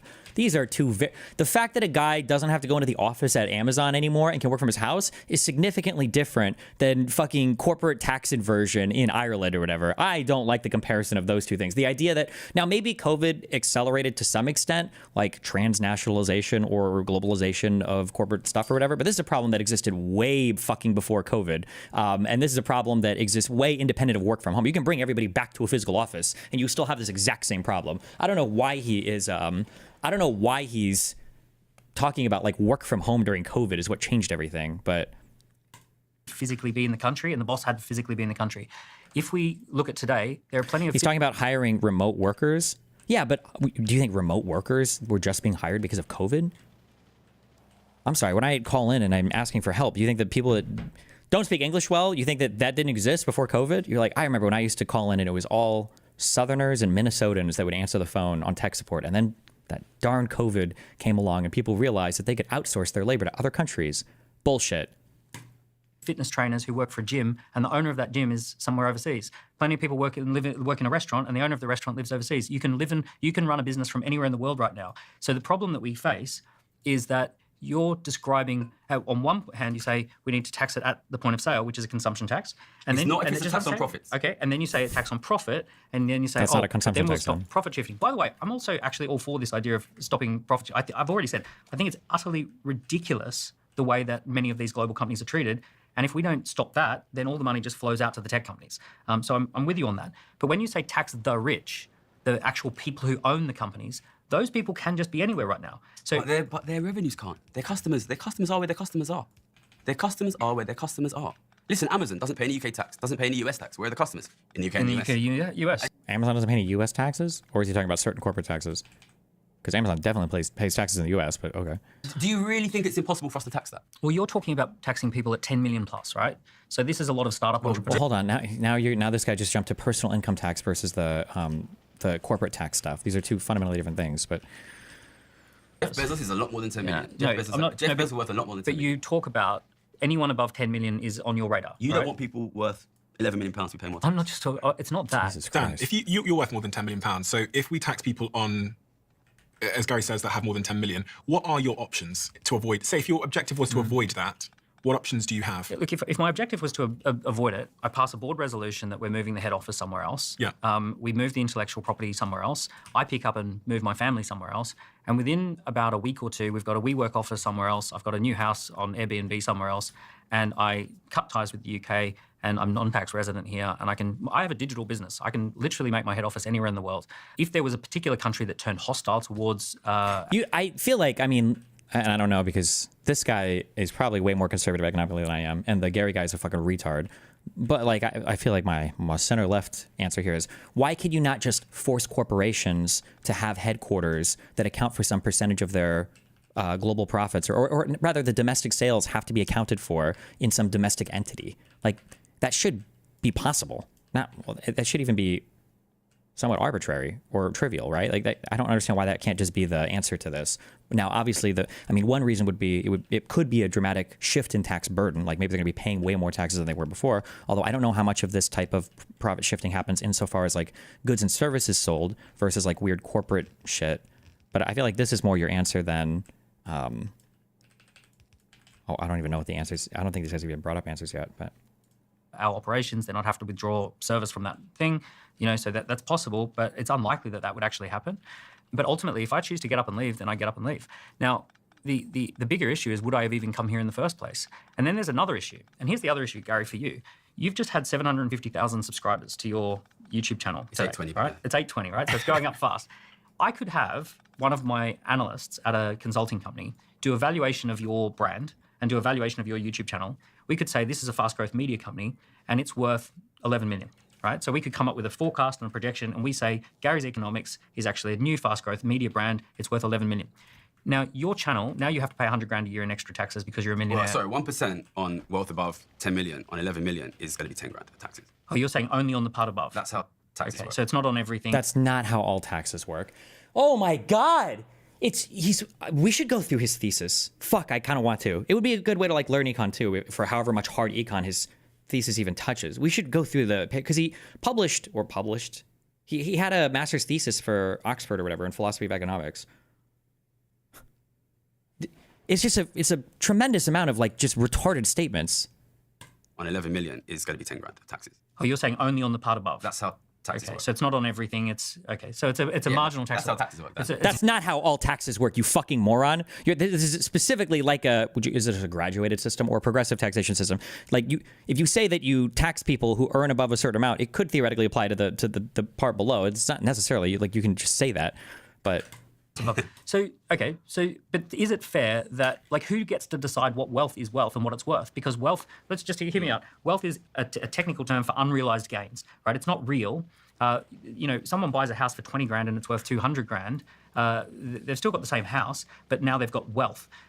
If someone starts a business and a tiny little seed investor puts in a little angel investment, now they've got wealth on paper. But who gets to say what is wealth? For example, if you introduce wealth taxes, theoretically, that will actually reduce the value of wealth of things anyway, because the things inside that economy are now subject to a disadvantage. So therefore, investors will be unlikely to invest in them to a certain point. And also, people start cutting and dodging and weaving and ducking and weaving. So they say, oh, our UK operation's worth 10 million, so we're now going to start a second company over in some other country and make sure that's where the wealth accumulates. So it's incredibly difficult because it is just unrealized gains. I know it's difficult. Yeah. I know these guys have the best accountants. I know it's difficult. So what if there was an easier solution? If there was an easier solution, I was and this is another thing too. It's like when people say, like, don't we want to get rid of waste, fraud, and abuse? Yes. Having an easy tax is actually better than having a difficult tax because a difficult tax actually requires more resources to assess. Like it's a, would you call this a dead weight? I don't know what that term actually means. A dead weight. It's just like a thing that is just a drag on your economy or your business. Is like, okay, well, we need to do this calculation. Like if there was an easier way to levy a tax, then ideally you want the easier way. Now, some taxes, maybe there has to be a difficult tax. There's no way to get around it. But the biggest problem with wealth taxes is it's so difficult, I think, to assess them correctly. It's just so, I don't know. I feel like it would just be a fucking nightmare to do it. Support that, you know what I mean? It's called economic freedom. The economic freedom index. Fuck economic freedom. Well, no, economic freedom is important, but I just find this is why income taxes are nice. Income tax is very simple. You make money, you pay taxes on it. Boom. Consumption taxes and VAT taxes are also very simple. This totally view is that. Give them more economic freedom and then they'll be rich. Yeah, so this diagram here basically says the most free countries have less than 10% poverty, in fact, less than 7% poverty. As soon as you reduce economic freedom, it jumps to 30% poverty. You reduce economic freedom again, and it jumps up to huge amounts of poverty. So these countries here are the least economically free, and these countries are the most economically free. The countries that get in the way of your economic freedom have more poverty, and the countries... So if this guy on the left is so, and I think I've even heard him bring up the Gini coefficient before, income inequality is different than just levels of poverty, technically. Not technically, it is. The most economically free. The countries that get in the way of your economic freedom have more poverty, and the countries that let people make decisions for their own life. So what you're saying is, if the governments of our countries cut taxes on us, the three multi-millionaires sitting at this table, that will improve the lives of the ordinary British and American I'll give you a real life can't example. afford to feed their kids. I'll give you a real life example. I know of a company that was going to give pay rises to its employees, and then national insurance went up, and instead of But national insurance is a tax on employment. Yeah. I'm saying to reduce that. I'm saying to reduce tax on. I want your viewers, the viewers here, to be paying less tax, Okay, whilst multi-millionaires pay more tax. It's good in theory, but if you could tax rich people 1% of their wealth above 10 million, I did a back of a napkin calculation. You might be able to get 20 billion. Yeah. Right? That's if they don't leave. That's if they don't respond to it. If they just happily pay it, you get 20 billion. Okay. That's less than a week worth of current government spending. So the government's out of control. 1.2 trillion a year of government spending is now what they spend. Okay, so let's get that 20 billion and cut the taxes for the viewers. Cut their income so that taxes. works out about 250 a year. Okay, so let's do more. Let's make it 60 billion. So then you tax 3% above wealth. Yeah, do that. Right, and then you also bring it down. Bear in mind, this is what governments do. We make 5 or 6%. Yeah, and then that's what they did. You know what they do? That's what they did in the Second World War, and that's why my dad could afford a house. That's not why you could afford a house. Okay, all right, well, if ordinary people are losing their houses and the wealth, which they are, Yeah. and we're getting richer, who is it who is now owning the houses if it is not us? The government used to own the houses, and then they sold Government wealth is collapsing. Government wealth is collapsing. But what they did is they sold the houses to the people. Okay, but Right? ordinary You middle can only class do wealth that. is also You collapsing. can only do that once, and they did it for the baby So boomers. you think it's our viewers who have got more houses now? The Where is the wealth viewers going, will- Daniel? Jesus. Where is the wealth going? Who has the wealth now? Who's getting richer? tell you Who's who- getting the wealth that is lost by our viewers? I'll tell you where the biggest amounts of money are going. The biggest amounts of money To the government. since the pandemic. Going to the government. Say 11 it. trillion went just to the value of 7 companies that own technology. Fuck, never mind. Okay. So the biggest 7 companies in the USA, 11 trillion has And gone. you don't want their billionaire owners to pay more tax. Well, would that help the UK?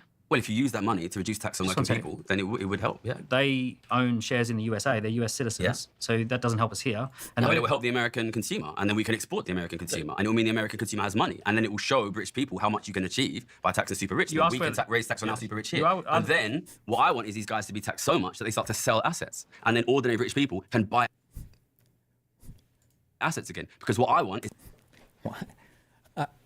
Okay. Holy shit. Okay. Mass sell-off in the stock market and the housing, and mass sell-offs everywhere. That's good for us, right? That's good for the people, right? I think, right? people how much That's you what can the United States economy is doing right now. Okay, we got stocks on sale.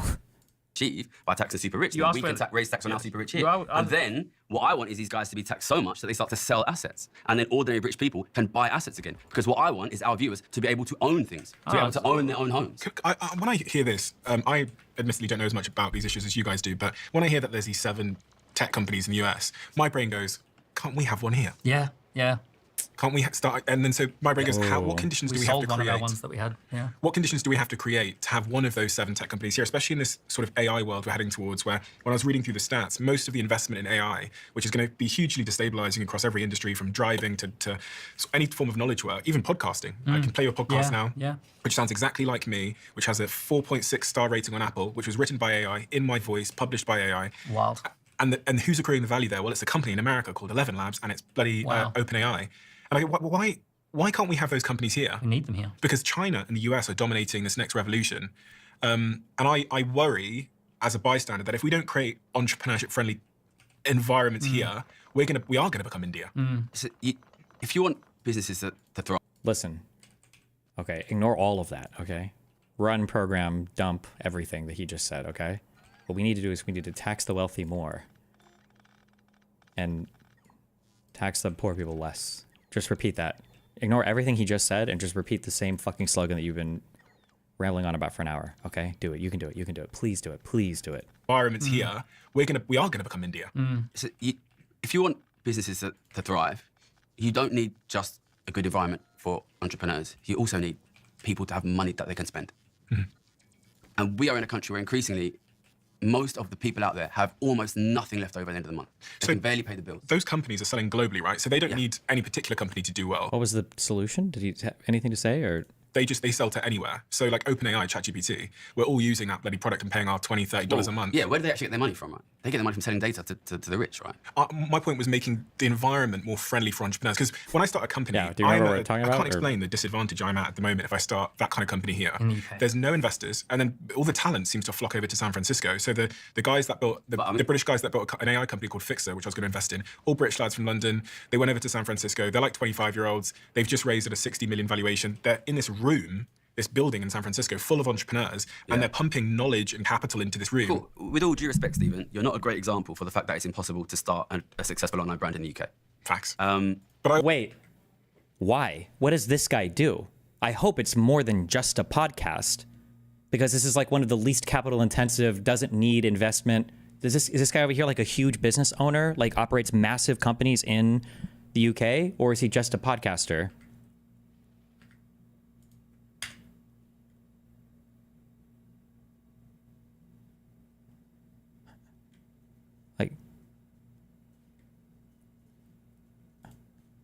I also And realize the that problem of But he started when things were different. But I also Yeah. realize I don't like using personal examples because there's a huge amount of privilege and okay, is there a ChatGPT in Germany? no. Is there a ChatGPT in France? No. Is there a ChatGPT in Australia? No? No. Is there a ChatGPT in China? It's China and... One sec. Yeah, exactly. What you have here is an extremely low labor, extremely high capital model, which employs extremely few people across the entire world that is focused in basically 2 cities. Yeah. Good luck competing with that. How do we create an environment where the UK can start to build some of these companies which are going to capitalize on this next technological revolution? If you were Prime Minister, what would you do? Wait, so what was the answer there? Wait, so are Chinese people and American people just better than you? Well, I don't understand what was the prescription from that. Good luck competing with those 2 cities. Get fucked. Like, what? I think you need to look realistically about what companies do we have a chance of growing. You know, I'm not an expert in Which is what? People that produce armor for knights? What? Prime Minister, what would you do? I think you need to look realistically about what companies do we have a chance of growing. You know, I'm not an expert in AI, but I think trying to compete with San Francisco and London will probably not work. Why? Try and do it, you know, try and do it. And listen, I know that you can I get like a it lot of doesn't have an likes saying answer. No answer. Try and do it. Try and do it. Try and do it. Try and do it, bro. Try. So no answer? Nothing? So nothing to say there? Okay. What a defeatist attitude. Fuck, he sounds like a maggot. We can't do this in United. We can't help Ukraine. Why? You try to do it. Who are we? The United States of America? What do you mean we can't do it? The United Kingdom can't do it? Can't compete? What? Hello? not work. Why? Try and do it, you know, try and do it. And listen, I know that you can get a lot of likes saying, let's just invest in AI, let's just invest it. Only one city in the world outside of China has managed it. China has managed it by basically state capitalism. You know, this is very similar in a sense to what we had with microelectronics in Japan in the 80s, right? When you have a new industry, especially these industries which are very capital intense and don't employ many people, you get a first mover advantage. They tend to win. Eventually, often they get undercut by cheaper rivals. And that does happen. You know, that does happen. And you. Okay, but the United States didn't wind up as a big innovator in AI on accident. What is he implying? It was just AI just fucking sprung up on some kid's MySpace page who happened to live in San Francisco? Like, these are intentionally cultivated environments. Sorry. You might start in AI. I don't think AI is going to become a massive, massive employer. Of course, you know, a lot of countries are going to be like, because basically it sounds good, we're going to invest in AI, we're going to invest in AI. Personally, I think we should be looking at what does the British person need? You know, we live in a country where the housing stock is falling apart. You know, if we say AI, when we talk about AI, I think we're actually talking about technology, because even a podcast like this, you don't think of this as an AI company, but actually now the editing process, the scripting process, the transcription process, even YouTube itself is an AI company. So it's really technology we're speaking about here. And I'm wondering why we can't create a better environment in the UK to start launching and building some of these technology companies. We've even seen. I think we should, and I think we should be looking at reducing taxes on people who work and make money. This is what I've been saying for the whole time. What? So if the average UK citizen just pays less in taxes, magically, we're going to get AI in the UK, I guess? Okay. Wow. Genius. What about people who start companies? Yeah, we should reduce their taxes on the income that they make. But then if they start owning a 50... Wait, you want to reduce the taxes on capital owners? Is that what he just said? Does he understand that's what he just said? Hello? £1 million company. Are you telling me, if you come to me and I say, all right, you want to start a company, we tax you very, very little on a company that you start.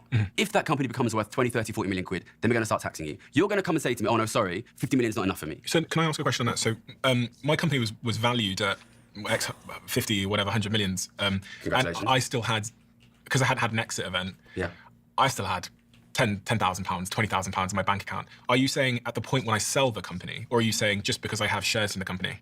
I think you can structure it in a number of ways. You can structure it... No, don't run from that. You can't structure it in a number of ways, because you were talking about wealth taxes earlier. So you would have to tax that money in his bank account before he sold his company. You can't just say, well, we'll just tax people at the point of sale of their actual company. Well, congratulations, you just rediscovered how taxes work, dipshit. Like, welcome to how we already tax people. What? The middle guy needs to please call him out on this. A number of ways. My preferred way is to stop people from hoarding enormous amounts of wealth for enormous amounts of time. That's basically my preferred method. There's also the wealth tax method. There's also capital gains as a method. There's a lot of wealth tax is what he's talking about, though. Capital gains is how we already tax things. You were talking about wealth taxes.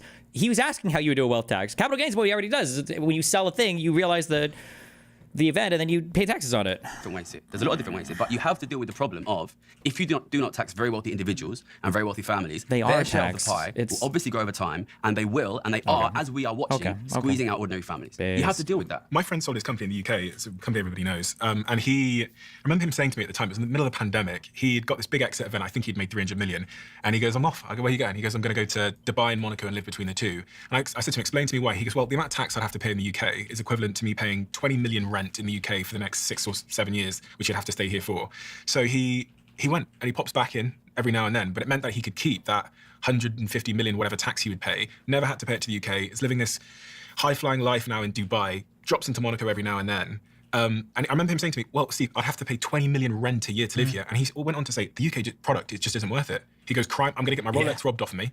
He goes, "The healthcare system isn't the best, the education system isn't necessarily the best, and the particular one was crime, which is I'll get mugged walking through London streets." Stephen, if you allow British people who own £300 million of British assets to technically live in Monaco and not pay tax, then you will get crime. And you will have dirty streets, and you will have a bad healthcare system, and you will have education. Because if you give all of the wealth to a group of people who do not tax, there will be nothing left to provide things like healthcare and education for ordinary people. It's not unconnected. These people are not technically living there. They're moving out. My friends have moved out of the country. They don't come back to the UK. They've left, and they leave with their companies. So they built a company here. No, they typically build globally. And pay no tax. They typically build globally business. Okay. It's not that they Yeah, pay. it was a global business. They don't pay no tax. They pay extortionate amounts of tax. Right? Anyone who's here is paying extraordinary taxes, more than they've ever paid before. 1% pays 30%. 10% pays 60% of 1.2 trillion a year worth of government spending. 300 million. How much tax do you reckon he's paid in his life? He's paid more. What do you like? Why is he asking questions like this? Like, it's also because he's a brokey. This guy's a brokey. He's worth less than 500,000. He's worth less than.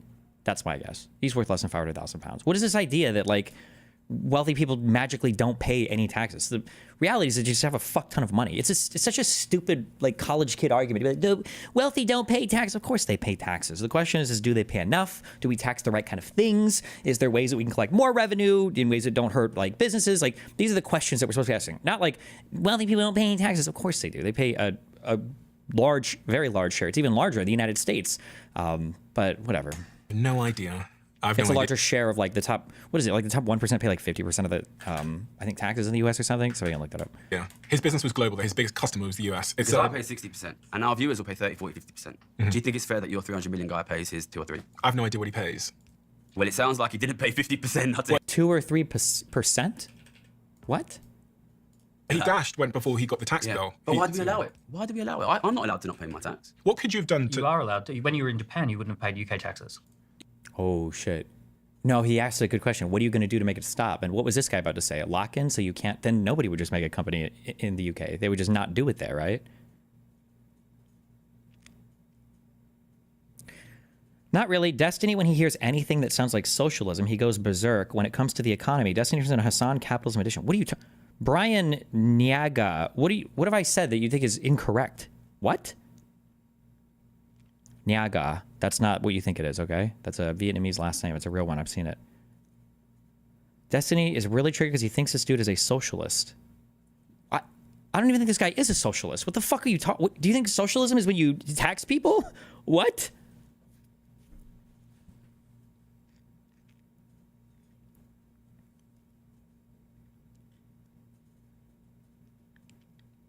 But the top 1% also own a lot more in America, I would think. Yeah, of course they do. There's a reason why they pay a huge share. They should. But don't say they don't pay any of it at all. That's stupid. It doesn't make any sense. They literally do. Destiny on his neo-lib arc. Okay, see ya. Bye.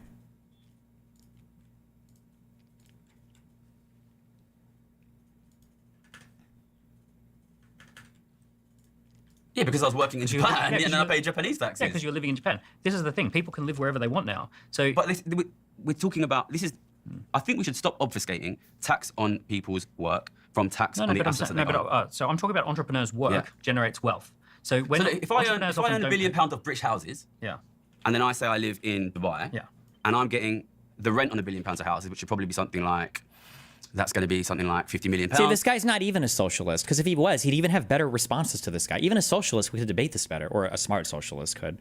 Even a even a midwit socialist could. Like that guy just said, entrepreneurs earn based on their work, like an ordinary worker earns based on his work. That's not true. Entrepreneurs earn based on other people's work, definitionally, or at least in a socialist sense, right? Because an entrepreneur can make so much more money than an individual ever could generally because an entrepreneur is employing other people and making money and profit off of the other people's works. But this guy doesn't even have these responses. He's actually a fucking retard. The rent on £1 billion of houses, which would probably be something like, that's going to be something like £50 million a year. So I'm getting 60 million pounds a year of rent from British people. Yeah. And that gets paid to me from British people. Yeah. And I don't pay tax. I live in Dubai. Do you think that's fair? No.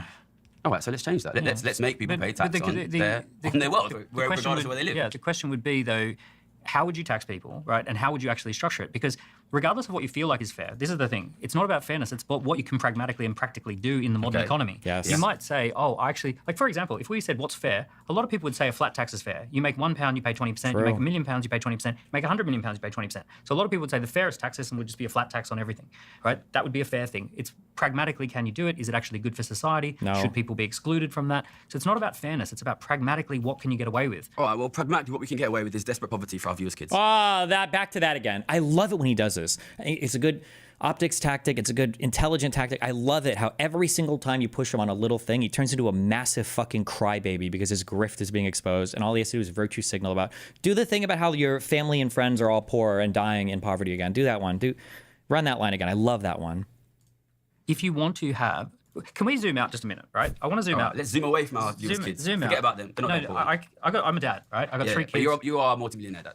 Do you know? You probably don't have the same problems as our viewers. Do you know that kids born into the top have a 60% chance of dropping out of the top, right? 60%. That's the number. It's called persistence. You can Google it. The persistence rates is actually only 40% for the richest, so which means 60% drop out in the. There's a surprising amount of like wealth transfer, even in the U.S. This is true. You're at the ends. I believe that in the U.S. I think I've seen this called the stickiness at the end. So top 20% and bottom 20%. So your highest and lowest quintile will be relatively sticky, but there's a more transfer than you would think between second quintile and third, and second and fourth, and up to fourth. It's surprising, more surprising than I would have expected it to be.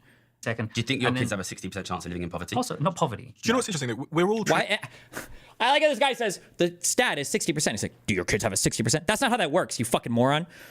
Sorry. aim at the same goal, I think, here. I'm not sure we are, boss. Well, I mean, that's fair. That's fair. Maybe we're I not. suspect some of us are maybe trying to protect our kids' No, I want wealth. white. Jesus Christ. And he attacks the dude. Oh my God. Spread affluence through the technological revolution that's happening, and I don't want the people who create that to want to go somewhere else. So you agree with me that we should cut tax on wealth creators and raise tax on wealth hoarders? Well, broadly. Okay, so let's do it. But Let's if you- cut no, tax sorry, on people who are making income. sorry, Let's cut tax on people who are working hard, creating a good product, making a good income, and let's raise tax on people who are sitting there on 20, 30, 40, 100, 200, 500 million pounds of assets that they're going to give to their So kids how? and they're A going to wealth use to dominate society tax and or squeeze what? out the middle class. So who's an example of someone who's hoarding wealth? Rishi Sunak. So his family owns a tech company. His wife's dad owns a tech company, That's what I mean. which he will inherit, and his kids will inherit. That's his family. You know that, right? That's what family means, right? Your sister is a huge piece of shit. You mean my dad's wife's daughter, right? Yeah. That is what I meant. But his net worth that is quoted is based upon his wife's. Yeah, but that company already exists. Yeah. It's created now. Yeah. It's worth billions. But they have to reinvent that business every 2 years. Like it's a So you think that if Rishi Sunak's father-in-law stopped managing the company, it would be valueless? No, I think it hires hundreds of thousands of people, and it's a big company. I don't know a lot about that particular company, but I know it's a tech company. Steve Jobs died. Okay? Yeah. Is Apple valueless? No. Let's not pretend that these creators are the sole reason these companies are valuable. Hold on. If Steve Jobs never existed, would Apple have the iPhone? I don't know. I don't know the answer to that. The answer to that might be no. I hate this guy. Kill me. Apple valueless. No. Let's not pretend that these creators are the sole reason these companies are valuable. Sure. And what we're talking about in many cases, I was a trader, okay? Yes, we know. You've said it a million quid, times. And, now that is just assets. I just own the assets. I own the assets. And that will grow and it will grow and it will grow and it will grow. And that will squeeze out and squeeze out and squeeze out and squeeze out our viewers. And I'll give that to my kids. They don't even need to work. They wouldn't even have to work. They could just live on. I could live off the wealth. No, you couldn't. Is that what you want? Do you think there are any opportunities for people today? Like if you're born into a poor family, Yeah. do you think it's possible that housing being shit, and we can both agree on that. Yeah. But do you think there are new opportunities that didn't exist for our parents or grandparents, but they do exist for people today? I think the reality is, for kids from poor backgrounds, it is almost impossible to realistically get even financial security, never mind wealth. But why do you think you could do it, I could do it, he could do it, but you don't think other people could do it? Well, the first thing is I'm 38 now, so I'm not a kid nowadays. Listen, I won every maths competition I've ever been in, you know what I mean, since I was a little kid. I didn't even have a desk in my house, you know. I was one of the top students at LSE. Jesus. And I still had to win my job by cheating in the card game. You know, that's the world that we live in. I don't think that's a very replicable strategy. And it's very easy for people like us who've made money to say, oh, we did it. People like us. Somebody's blowing some shit up across the street. Why are you being an ass and misinterpreting the point? If you think I'm misinterpreting something, join disagreement so we can chat about it, okay? I don't know. This guy's a fucking retard. Also, he's a brokey. We great go we live in. I don't think that's a very replicable strategy. And it's very easy for people like us who've made money to say, oh, we did it. Aren't we great? Go out and, you know. Treating billionaire tax anxiety more seriously than the effects of poverty and extreme inequality is fucking gross. Can you just like not talk about any of this? Like, if you're gonna come into any finance conversation so emotionally loaded, like you're in fucking tears and you're incapable of having the conversation, then just don't. You don't have to talk about it. Buy a Switch, load up fucking Stardew Valley and just play video games, or do something that doesn't hurt the world. Because when you act like that, you're hurting everybody. Because you have no real solutions. You have no real way to fix a problem. You're just emoting on some shit. And you're probably a fucking rich kid yourself, like, who is already fine because mommy and daddy already fucking take care of you. Like, you don't have anything to say, then just don't say anything. To be like, oh, it's so bad, so it should be different. Okay, I mean, a lot of Jews died before they got marched into the fucking death camps as well. It doesn't help anything. What do you, like, figure out a solution. You know, you've said that you think if young people go and work in tech business, they can get financial security. If it was that easy, they'd all be doing it. You know, they're not idiots. Our viewers are not idiots. They're trying. They're trying. They want to find the good opportunities, and they work. Listen, they're I'm working not the one so saying hard. they're idiots. You're the one who says that they can't do it anymore. I see people do it all the time. Like, I'm working in entrepreneur. People from poor backgrounds. But then why are our viewers? You think all of our? If it was that easy, why is everybody not doing it? I'll tell you why people aren't doing it. We went through a schooling system that taught us how to get an office job. Okay. Right. We went through a schooling system to prepare us for a world that doesn't really exist anymore, which is the Industrial Revolution world, and you have to go through a process of figuring out how it really works. So what I see is most often the people who do really well financially who are young, they dropped out of school, they dropped out of university, they started learning how to do things by doing their own research. They start their own business or co-found a business. They take a very True. Conservatives unironically say shit like, oh, wow, liberals just want you to learn to code. Good luck with that, dipshits. Not everybody just learn to code. And then they'll turn around and be like, why can't everybody just found their own business? Why can't everybody just be an entrepreneur? True. Based advice. Alternative path. None of that was taught to us at school. None of it's taught to us in normal society. We have a school system that manufactures people for a set of skills that are not particularly valuable anymore, and we also get them in debt for those skills. When people sidestep that and say, okay, I'm not going to get into university debt, I'm just going to go off and actually figure out how the world works, there's actually loads of opportunities. Okay. Based. So I guess we've sorted it then. All of our viewers need to do is go and buy Dan's book, become an entrepreneur and become a millionaire. It's that easy. Why weren't you guys doing it to begin with? They're idiots. The viewers are idiots. They should be just being more entrepreneurial. It's as simple as that. More entrepreneurial. Start a business. Listen, I come from East London, okay? My friends go can't over your feed poor their kids, background. okay? And if it was... Why does he keep saying this? My friends can't feed the kids. Your friends' kids are starving? Little bro, get them some DoorDash. What the fuck? You said you're rich 1,000,000 times. What are you talking about? Help them out. It's as simple as going out and being an entrepreneur. I can bet you they would do it. I can bet you they would do it. I'm sick of multi-millionaires telling kids who can't afford to turn the heat on, you just need to be more entrepreneurial. It's sick, Dan. It's sick. But this gives people mental illness. It gives people mental illness. Yeah. Tell them the truth, okay? Your older generation, we took the opportunities, and now it's almost impossible to get out of poverty. And don't just stand up and wave, your millions of pounds in front of them and say, if you were entrepreneur. We took the opportunities. So what did you say? You came from a poor background. You went to a school. You became a trader. So that's not possible anymore. You can't get those jobs. There are no more traders. Nobody works at the start desk anymore at Citibank. That whole position was eliminated. Like, what are you talking about? Like me, you could do it, you could have it, because it's sick, because they can't feed their kids, Dan. They can't turn the heating on. Don't tell them to be more entrepreneurial. Fix the system that drives more and more and more of them into poverty every generation. I find it very strange that you think it would be easier to fix the entire global economic system than to start a business and fix your own personal economics. The thing that I know that gives people mental health issues is feeling that they have no agency in their life, that they can't do anything. Your video where you talk about if you don't have a rich dad, you're screwed. There's no such thing as meritocracy. You're never going to be successful. To me, if I had come across your content at 19, 20 years old, I would have been screwed. I'm so glad that I came across people who said, Daniel, you weren't born into a rich family. You don't have any bank of mum and dad, but it's cheap and easier than ever to start a business. Start by working for someone who's got a business, then figure out what's your opportunity. And there's a way. There is a way. I've actually worked with a lot of teenagers from poor backgrounds. And one of the things we do is we tell them if it's possible for someone else, it is possible for you. I also worked in rural Uganda with a charity that did work with the poorest of the poor. One of the most incredible things I ever saw was a woman who started out literally picking food out of a trash pile. And she was basically, they shared with her how to start a chicken business, which then ended up as a pig business, which then ended up as a cattle business. And she ended up hiring 15, 16 people in her local community. The power of entrepreneurship is that starting with nothing, you can actually make improvements. I'm not saying everyone ends up as a millionaire, and I'm not saying everyone ends up equal, but I'm saying you can make improvements in your life. And the thing that causes mental health issues is the feeling of having no agency or no control over your circumstances until the world changes the whole economic system. I never told people don't work hard. I never once. Okay. Said that. Never once said that. You said if your dad wasn't rich, you'll never be rich. Which is true in 99.9% of cases. I've never told people don't work hard. 99.9. But the guy gave you examples from people falling out of the top wealth pyramid. That's not true. That's the statistics are not that fucking bleak. Jesus. Actually, not true in 99% of cases. I've never told people, little bro, you're not that special. Jesus Christ. Don't work hard, okay? And listen, if you think that Ugandans should be more entrepreneurial, I've never been to Uganda, maybe that's the problem out there, maybe that's the problem in Nigeria, maybe that's the problem in India. Listen, I've never said don't work hard, okay? When I brought my book out last year, The Hardback, I was at some event and I come out, I was drinking in London Bridge, and I come out late, it was like 1 a.m. And some guy come up to me when I was unlocking my bike. Some guy from Newcastle, which is the northeast of England. It's this quite poor town, there's a lot of working class people there. And he said, I've been watching you on YouTube, and I love your stuff. And this guy started crying. This guy started crying on the street, right, in front of me. He's like, I work so hard, Gary. I work 2 jobs. My mum's sick, and I'm trying to help. I'm trying to support, and I don't understand why. And I'm sorry that I'm crying. But nobody ever told me that it wasn't my fault before. That's what he said to me, okay? And listen. I believe 100% aspiration, ambition, entrepreneurial spirit. I would never see a kid that has that and say, turn it off, okay?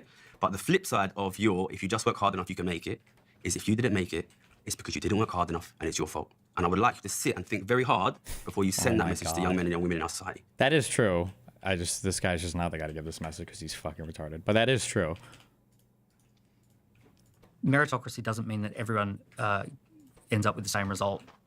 Here's what I'm trying to achieve. I'm trying to achieve the people who have ambition, who can go for it, are incentivized to do it and incentivized to build jobs and build companies. And what about the ones that just want to work hard and have a good family and take care of them and have a home and be able to turn the heating on and be able to have financial security? Well, they need to work for a business, don't they? They need to work for you? Yeah.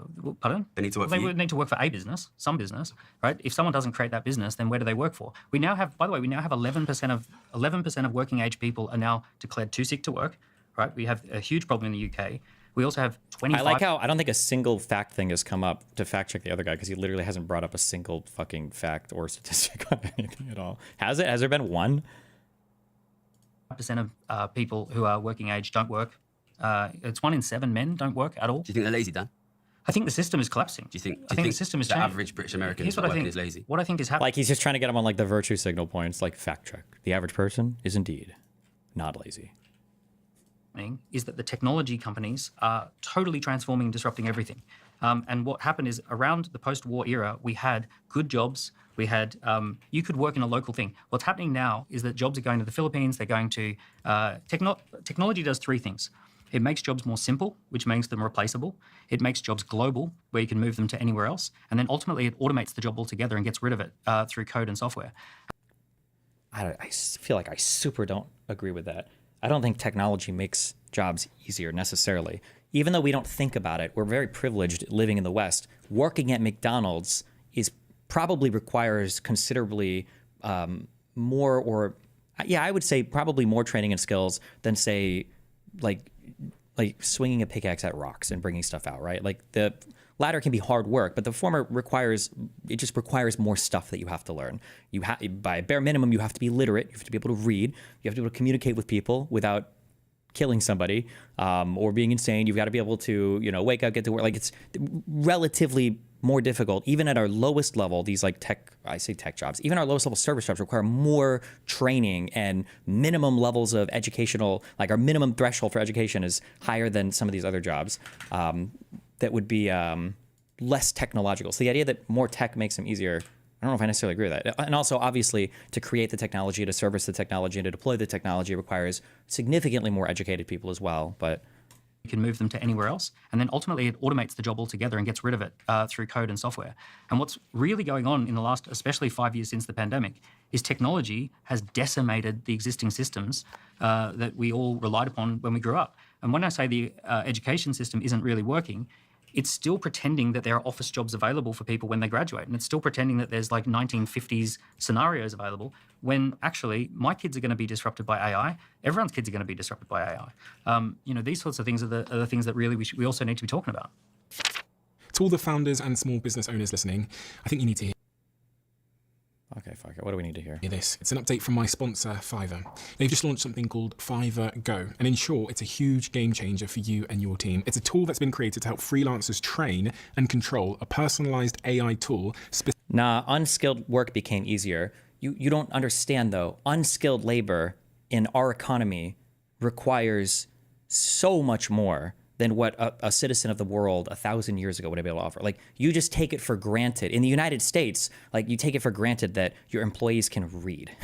There's minimum thresholds of education that exist now that make it so that we can have like different types of low skill labor, but that doesn't mean that these jobs are, for actual retards or are easier than jobs in the past. They might be easier insofar as like they don't take the same toll on your body or whatever, but the thresholds of like training and education are significantly higher than what they would have been a long time ago.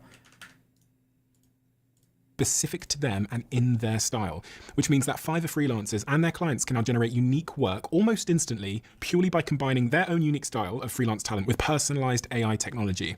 The big unlock for me here is time and getting more of it back. What might have taken me a few days or a week can now be done in seconds with Fiverr Go. You get what you want and you get it straight away. And if you need tweaks, the original talent is on hand for fine tuning. Fiverr Go is already available across 60 categories and that number is growing rapidly. If it's something you'd like to tap into, head to fiverr.com/diary now and explore Fiverr Go. Use code DIARY for 10% off your first order. This is the moment where AI superpower meets human talent. Hell yeah. I want to take us back to a point you were talking about earlier, which is about personal agency. Because I would like you, Daniel, to give the counter to your own argument.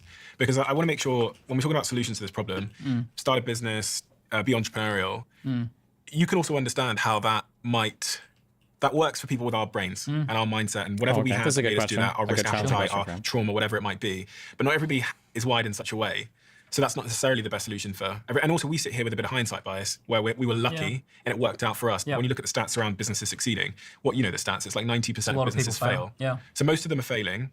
The ones that emerge from that, people like me, then we have a bias where we go, well, it worked for us, and you can do it too. I don't come from money, so I have the same bias. Like I watched. Well, I've built from scratch several times because I got disrupted several times. So I've had to start with nothing several times and build. But you started. But I'm a certain type of person, right? And when we say start from nothing, you actually started with a wealth of information. Yes. And the whole game in building intellectual business. capital. Intellectual capital, having been through it before, being around that mentor that gave you the information. Also having access to a great market. Like having access to a free market is a big thing. I was born in Australia and I moved. Having access to a big market. How have these guys not brought up Brexit yet? I feel like this guy was a Brexiter. He is a pro-Brexiter. Find me a tweet or something by this guy. I bet he was. Moved to London at the peak of London's economic freedom. So this can't be broadly applicable advice, can it? Well, I think personal agency is broadly applicable. Yes, the idea, I got this friend of mine who woke up one day, he went out clubbing, went out to a nightclub, felt sick, collapsed, woke up and they'd chopped off all 4 limbs, right? So he had quadruple amputee. He was 19 years old. So he wakes up in bed and he basically says, I'm a quadruple amputee. I already know what this story is going to be. I can already tell. Quadruple amputee? This guy is going to be like, nobody's going to fucking keep me down. And 3 weeks later, using his teeth and a combination of his erect and flaccid cock, he managed to build himself a suit of power armor that allowed him to become the world's strongest lumberjack. And then he created a whole farm of quadriplegic lumberjacks. He abducted people from nightclubs all over London and chopped their limbs off and also outfitted them with power suits. And now he is Elon Musk.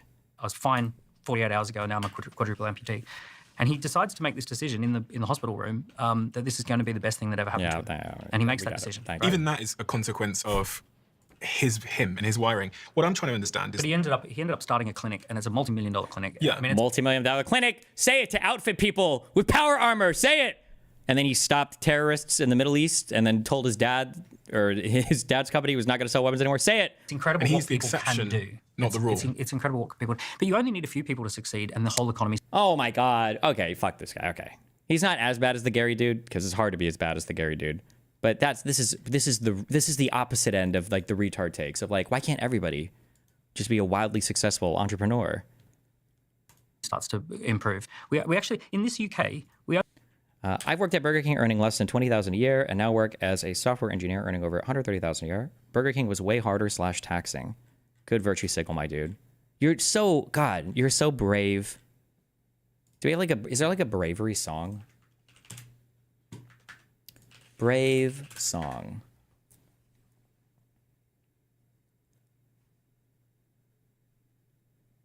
Is this I need a good meme bravery song. Whenever somebody makes an incredibly brave statement like that.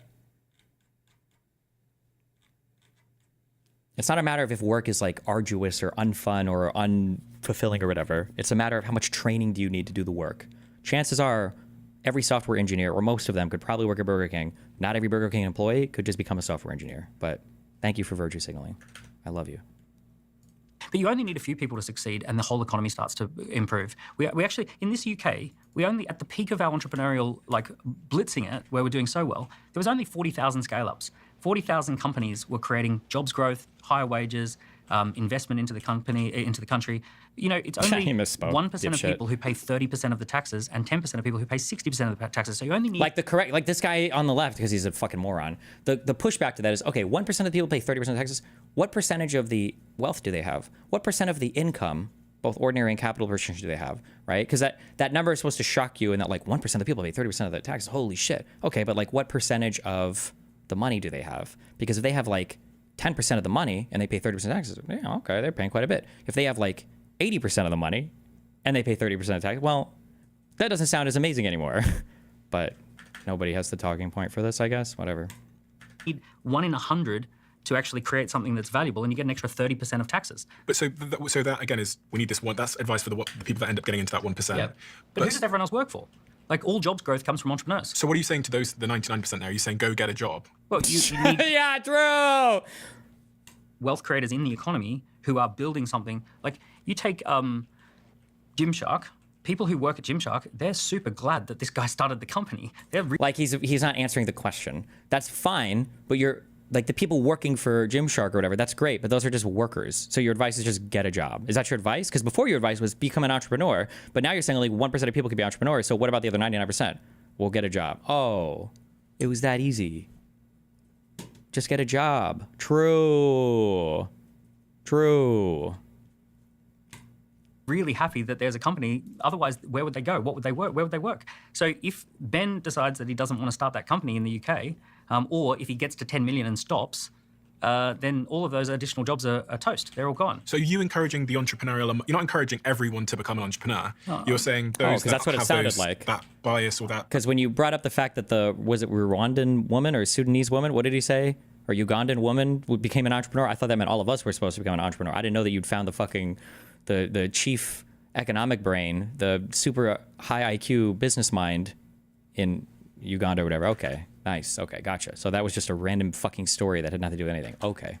I'm saying we need a system that encourages the people who can to do. And what about everybody else? Well, the flow-on effect is that creates jobs, that creates wealth in the economy, Okay. And free markets lift everybody up. Free markets just means that everyone's trading with everyone. It starts to, like, the whole thing. I mean, it's just a tale as old as time. As soon as economies are free and there are entrepreneurs starting things and growing things, everyone's life improves. Everyone's life gets better. And what part of that do you disagree with, Gary? Like, that's true up to a point, right? For developing economies, I believe what he's saying, by the way, about the helping the women writer, because I'm pretty sure for developing economies, like, some of your biggest successes are getting women involved in anything, right? Where places where women aren't traditionally allowed to work or do anything, as soon as they're able to, you unlock a whole bunch of economic opportunity. And then allowing people to invest in businesses or to be a little bit more like liberal with their trading or business practices. Like, I think these things are hugely helpful when you have very weird, fucked, like, primitive economies that aren't doing anything that you'd expect them to do. But, like, once you're talking about developed economies, like the United Kingdom or whatever, now your approach has to be different. Like, the question, to summarize all this, you should ask the guy, oh, you want a more free economic environment, so should all taxes just go to 0%? Because he's going to say, well, okay, maybe not 0. Okay, so then how free does it need to be? What are you talking about? Gary? I think it doesn't work. It doesn't work. The only period, listen, the last 70 years are not normal, Stephen. The last 70 years are not normal. The last 70 years in Europe and the US, where ordinary people like my dad could work for the post office on less than average wage and buy a house and support family, it's not normal. It's not normal in the world, and it's not normal in history. Most countries in the world are not like that. Most countries have a small super rich elite and a very large group of extremely poor people. That's most of the country, and it's most of history in this country, and it's most of history in the US. You know, yeah, we talk about Charles Dickens. I read Hard Times. And this is written in the 19th century when Britain was like the industrial superpower of the whole world. And at the time, the government was talking about, should we tax these industrialists? And the industrialists were saying, if you tax us, we'll throw our factories into the sea. And it just reminds me, you know, the only time we've ever really been able to provide decent living conditions for ordinary working people was the period after the war where we massively redistributed wealth. And now we're losing that holding of wealth of the middle class. Can you acknowledge, though, that was a completely different time as it relates to being able to... It was a different time, but, you know, I could, you know, because of technology. Nigeria today, Brazil today, the UK 300 years ago, France 200 years ago. There is only one specific time that we have ever successfully provided broad living standards for ordinary people, and it was a period of time where we protected a broadly equal wealth distribution and taxed the rich at very high rates. And you can acknowledge that that's extremely hard to do because the nature of the economy 100%, is now different. 100%. That's the reason why all of our grandparents and our great-grandparents and our great-great-grandparents lived in poverty. And that's why I know I'm probably going to lose. And that's why I bet on the economy getting worse. And that's why I know poverty is going to increase, because it was extremely difficult to get that unusually fair share for ordinary working people. And I know we're losing the argument. And I know that Farage will win, and I know that Trump will win, and I know that things will get worse. I don't think I'm going to win. So if you know you're promoting a strategy that is not going to work, and it sounds like you think is incredibly almost impossible, then why do it? Would you not be more practical in your solution? Stephen, if it was impossible, I wouldn't be here. Oh, back to the virtue signal. That was a good question too. Why not like do something actually realistic or achievable? Back to the virtue signal. So you think it's possible? Of course it's possible. Of course it's possible. But you believe you're not going to win? I'm a betting man, Steve. I'm a betting man. I put my bets on. You know, I am. If I get okay, so my YouTube channel is growing really, really quickly, and you know, I'm obviously like starting a bit of a movement, and there's a lot of political support. And if it keeps growing, we'll get more political support. At the end of the day, I'm trying to tax the richest and most powerful people in the world. And most of these people will come out and attack me, and they'll try and stop me. And I do not have billions of pounds, hundreds of millions of pounds to use to support my YouTube channel. I'm counting on ordinary people like your viewers to support and share my message. Now, listen, for most of history, to support and share my message. Is he looking for donos? Is that what he means when he says that? I thought you were ultra wealthy and you could retire and you don't need anything for the rest of your life. What? Has not worked. And for most of history, ordinary families live in poverty. I don't think it's impossible that we ordinary people can win and get a fair share, but I think it's worth fighting for, Steve, so I fight for it anyway. He's right that for most of history, you've had the super elite and then everyone else is down here. And it's massive wealth inequality is almost the normal for the last 5,000 years. He's going to have the easiest counter to that ever. Massive wealth inequality was the norm, and then capitalism came along, and people had the ability to work and move places and trade, and liberal policies for economics came into play. That's going to be the obvious response. And almost everywhere, you've got kings, queens, dukes, and peasants and serfs down there. There have been economic situations that have been different. Dubai is a really strange situation. It's a desert. It's inhospitable to live in. It's the last place in the world most people would think or choose that they would want to be, and yet it's one of the most economically rich places in the world right now. They actually didn't start with oil wealth. They were able to borrow money to build Dubai, but the low tax environment has now attracted some of the world's most talented people to go and build technology companies there. And I don't know if you've been there recently? I've been to Dubai, a few years ago now. I've been there. At the moment, it is the most thriving entrepreneurial community on earth outside of the US, but probably even rivaling the US, that there are investors, there's entrepreneurs, and the wealth is going through the roof. I've got two friends who are personal trainers, fitness trainers. One fitness trainer has decided to stop working more hours because he's hit 50 grand a year and he now gets taxed at 40%. So he's basically decided he's going to earn right up to 50,000 and then stop working. And then the other fitness trainer went to Dubai. Hold on. What? 1 second. It's a few years ago now. I've been there. At the moment, it is the most thriving entrepreneurial community on earth outside of the US, but probably even... I've got two friends who are personal trainers, fitness trainers. One fitness trainer has decided to stop working more hours because he's hit 50 grand a year and he now gets taxed at 40%. So he's basically decided he's going to earn right up to 50,000 and then stop working. And then I don't believe anybody does this in real life. I don't think this is a real human being. I don't believe this. And the other fitness trainer went to Dubai, launched an online fitness community, and has just bought a $350,000 Ferrari. And one entrepreneur is super pumped and super excited about building a business because he's not overtaxed. The other entrepreneur has literally said, I'm not willing to do this because of how much I have to pay. Just want to be clear, I've always campaigned for lower taxes on. This is how you reach normies with a person who can actually act on a solution through people like Gary. You need a better strategy, mate. What do you need a better strategy for what? All Gary is going to do is get wealthy off of you retards and then move on. He's not accomplishing anything. If my strategy was to just get rich on YouTube, well, I'm already doing that, so fuck you. But I mean, like this. I mean, what do you want to achieve? If you want to achieve being an ideologue and then talk for a little bit and then make a bunch of money and then cash out, then yeah, you can do what he's doing. But what are you implying? He's politically successful or is going to get any policies passed? Or we've been barking up the same tree of empty tax the billionaires and whatever for a long time. Like, how about some realistic solutions that we can implement to actually make real change towards like restructuring society instead of just crying about the same shit over and over again with no realistic solutions in front of us? Maybe. Rich people, on working people. Always. So, but here's the thing, right? If I was asking you, you've just become one of the best-selling authors in the country. If your publisher came to you and said, because you're in the top 1% of our authors, we're going to halve your royalties if you sign a second book with us, you wouldn't sign a second book with them. You would go to another publisher who says, we'll pay you more royalties because you're so successful. I would have written this book for free, Dan. I would have written this book for free. In fact, the first Shut the fuck up. No, you wouldn't have, you fucking hack fuck. Then release it for free. Why'd you sell it at all then? God, he's such a virtue signaling cuck. God, I hate this guy. time I got offered a deal, I said, don't pay me in advance. Then give your royalties away. Don't pay me in advance.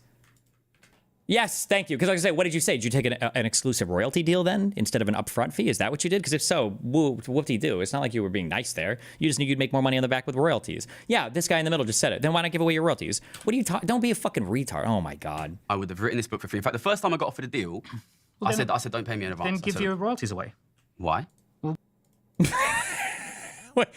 Yeah, that's what everyone else would be asking when you talk about your crazy taxes that you want to implement that have no realistic chance of succeeding. Because if what I'm saying... All right, fine, I'll give my royalties away. No, but I'll shut my YouTube channel down. No, but I'll stop working. Wait. Why do you need to shut your YouTube channel down? I thought you were super multi-millionaire from all the high power trading you did before. Are you saying that like you literally were relying on those proceeds from your book to fund your YouTube channel?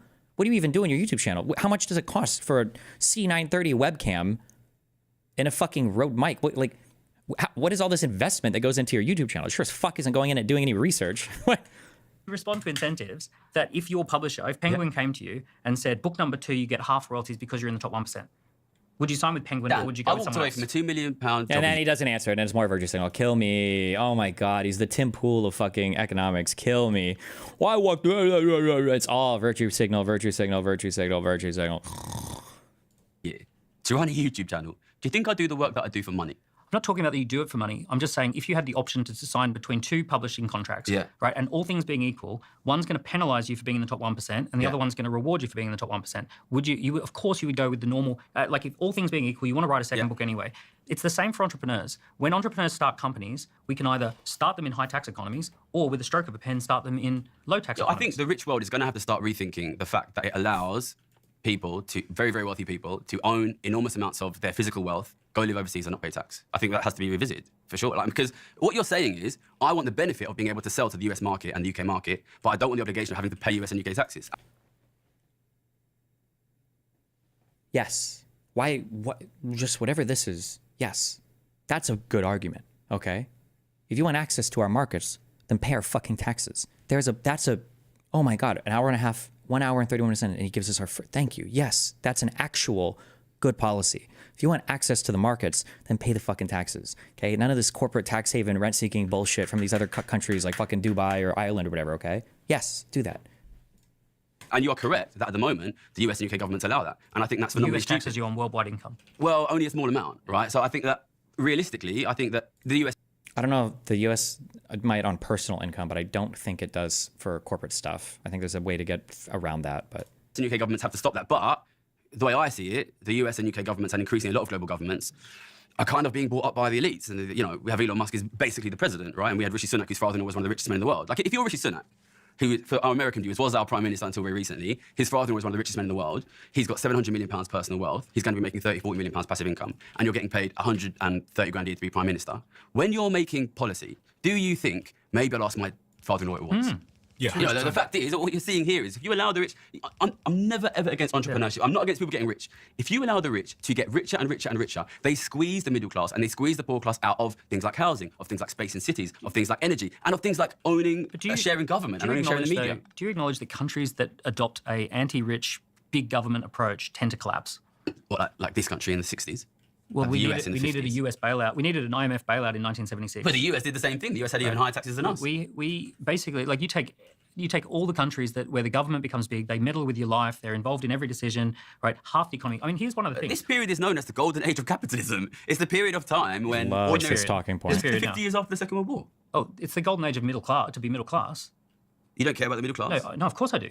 But the 70 years after the World War II, Yeah. where the government sold off all of its houses to middle class people, so we got housing wealth, but you can only do that trick once, right? So you can only sell off all the houses to everyone once, which is why all the baby boomers own them. Well, the living standards collapsed after the houses were sold. There was a long period where the houses weren't sold. Between the Second World War and the 80s, When the do houses you weren't being pinpoint sold. living standards collapsing?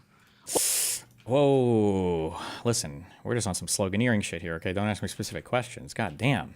What's wrong with you, boy? Well, I think there's a few obviously big moments. I think 2008 is a big moment. I think Yeah. COVID is a big moment. I think Okay, but neither of those had anything to do with this change in housing stuff, did it? Like, because, right. it's the 80s where you start to see the wealth distribution go. What matters is actually the distribution itself. So once you change the tax system, it takes a bit of time for the wealth distribution to change. But once you start, for me, the big thing is the loss of wealth holding. I want ordinary families to be able to hold okay. wealth. So back and to once the you lose that, sloganeering. you lose the middle class. Okay. And you will not find me a single country in the world now or the history of the world that has provided good broad living standards without allowing ordinary families to own assets. Yeah, I agree. And take Singapore, for example, where everyone's encouraged to own properties. They've got an amazing system in Singapore. They've Which taken is a massive government, by the way, enormous government. 25% of GDP. But they It's not a big own all that. government. They own the houses. They have a wealth fund. They own all the No, houses. they don't own all the houses. They have a sovereign wealth fund that circulates houses through. They own houses. They've solved property. Singapore owns the house. They own the Singapore government owns an enormous share of the housing The stock. UK. So do you think we should own the owned by housing stock? pension funds? What percentage of Singaporean housing owned by government?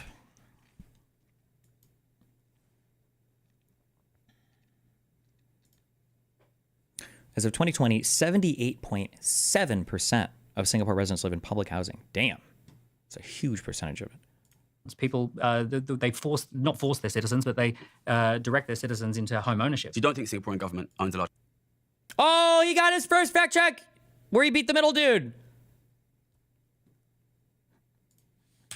This guy accidentally stumbled onto super big government talking point there. Whoops.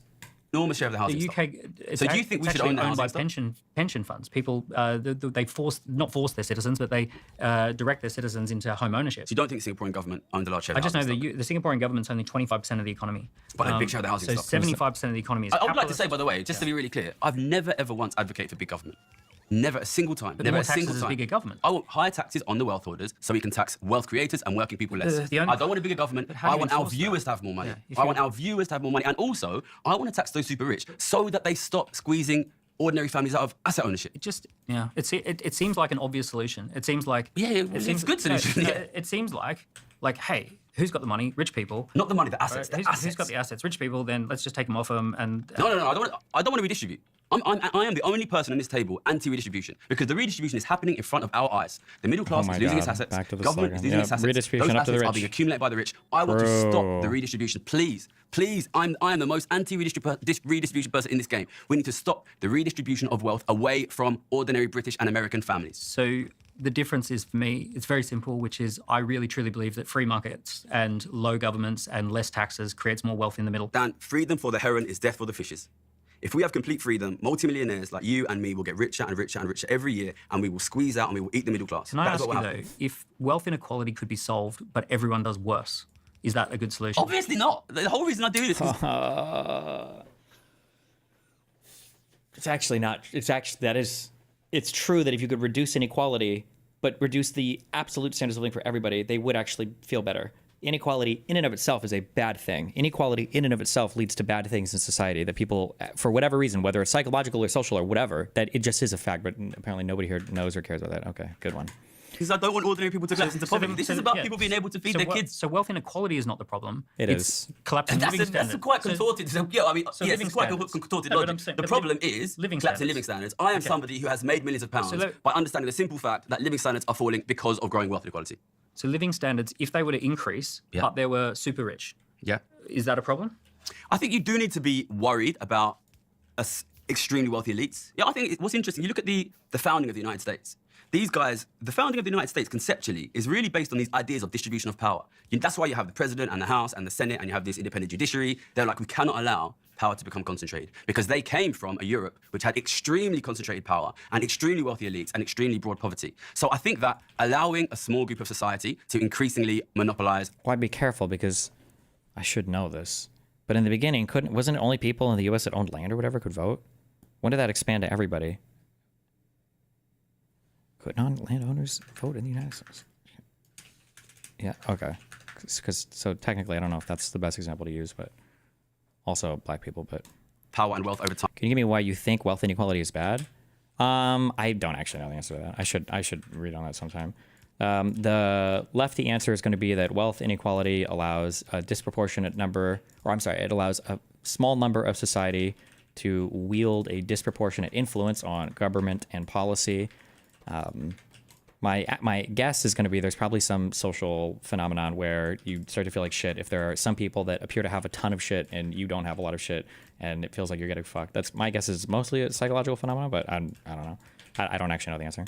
So I think that allowing a small group of society to increasingly monopolize power and wealth over time is obviously something we should be worried about. But primarily, the reason that I worry about wealth inequality is because I see and I bet on and I make money on the fact that it causes living standards to fall. By the way, I actually really agree with you. And the founding fathers of the US, they did, especially around the 1900s, they did want to break up monopolies. And breaking up monopolies was one of the big things that they did trust busting. Damn. Wait, the Patriots? How old were the founding fathers again? Did they make it? Did he just say I'm sorry. Maybe he misspoke, or maybe I misheard. It sounded like he said the founding fathers in the 1900s wanted to break up monopolies, but maybe I misheard. Living standards to fall. By the way, I actually really agree with you. And the founding fathers of the US, they did, especially around the 1900s, they did want to break up monopolies. And breaking up monopolies was one of the big things that they did trust busting, where they broke up Standard Oil and all of those sorts of things. One thing I do really see happening at the moment is that we have a stupid, outdated definition of monopolies, where we use monopolies the same way they used it when they had the oil companies that owned all the oil. In the technology world, a monopoly is formed through an ecosystem. So Amazon, for example, owning AWS and Audible and this and this and this and Whole Foods, it creates a fortress that's almost impossible to compete with. And Google owning YouTube and Gmail and all of this, they create these fortresses through ecosystems. And one of the things that I do think we need to look at is compulsory breakup of big tech once you hit a certain time, because it's very difficult. Because Fuck billionaires big tech. have two big fears, right? Keep them up at night, having nightmares. Number two is high taxes. Number one is that startup entrepreneur who disrupts their business, and they want to kill that early. You know, Steve Jobs. No, stop. What? Excuse me. The 1990s called. They want their talking points back. Yes, Google and Amazon and all these people are fucking petrified. This is not the 80s or the 90s where one dude with a crazy good idea can change the whole fucking world and the market. Like all these things that have fucking teams of researchers behind them in the scientific world, in the business world. You need huge amounts of capital, influence, market position. Like there's so much. Like, come on. What was the last time this happened, I guess? Like even the shit that Elon gets credit for, like SpaceX and Tesla, these were all acquisitions. He didn't even start these companies. Like he bought these companies or was like part of a group of investors. Started like, Jobs at 24 years old disrupted IBM, and Jeff Bezos. IBM? What year? Disrupted Walmart. So What year? they are terrified of entrepreneurs in the middle. And they want to create government regulations to say, hey, you know what? Let's cap entrepreneurs at 10 million. You can get to 10 million. It's okay for Do you us. think Amazon, Apple, Google, and Meta need to be broken up? Hell yeah. No more owning multiple businesses. You get one, and then you have to make a new business. Fuck them up. Hell yes. Government regulations to say, hey, you know what? Let's cap entrepreneurs at 10 million. You can get to 10 million. It's okay for us. We're way past that point. But Gary's our guy because he's going to cap everyone at I 10 never million. said cap anyone at 10 million, by the way. Well, because what do you think will happen? People stop. As soon as you have wealth taxes, people just give up. They just So don't you're want to telling do me it. our viewers, if they knew they could build a 20, 30 million pound company, sounds but they ridiculous. knew they would have to pay 20. If you're worth 30 million, 1% above is 200 grand a year. So if I said if you can have a 30 million pound company, Do but you have to traders pay- stop? Just bear in mind, right? You make 5% a year on your wealth, right? So if you've got a 300 million pound company, you're going to be making 15 million pound a year. And I'm turning to you and I'm going to say, you know, you've got to pay 200 grand a year on your 50 million pound revenue, and they're going to say, you know what? I'm not going to start a business. I don't want to be worth 30 million quid. This is, you know, this is ridiculous. You know, nobody is going to say, oh my God, I don't want to be a multi-millionaire because in 20 years' time, I'll have to pay 1% taxes. But most traders are earning what most people earn in a lifetime, traders can earn in a year. Most traders don't. What is he talking about? When he says traders, does he just mean, I don't know what he's talking about. Like an individual investor guy or like somebody working for a company like Citibank, like this guy? Because these are, I would argue these are substantially different jobs. Yeah. Most traders are earning what most people earn in a lifetime, traders can earn in a year. Most traders don't stop. No, right? I mean, yeah. Talk about that a lot in my book. Right? So most traders just keep going. Entrepreneurs are the same, that they're motivated to keep going. But when you have wealth advisors and investors saying, do not build a company in the UK because they're anti-wealth. Listen, I'm not trying to make the UK anti-wealth. I'm not trying to make the UK anti-wealth. I think the UK and the US need to be looking at a situation where you cannot allow people who own enormous businesses that sell to your country to live in Dubai, to live in the Cayman Islands and not pay tax. And I don't think that's a controversial position. I've got a question for both of you, which is if you are a young person and you're 18 years old now and that you're listening to this, but your objective really is an individualistic one, you want to get rich and you have a great future for you and your family, like all of us have been able to do. What would your advice be to them, Gary, at this moment in time? This is such a hard question. I know Dan's angry at me for what I put in my video, How to Get Rich. Somebody came around to my house and asked me this the other day. Obviously, I get asked it a lot because... Get out.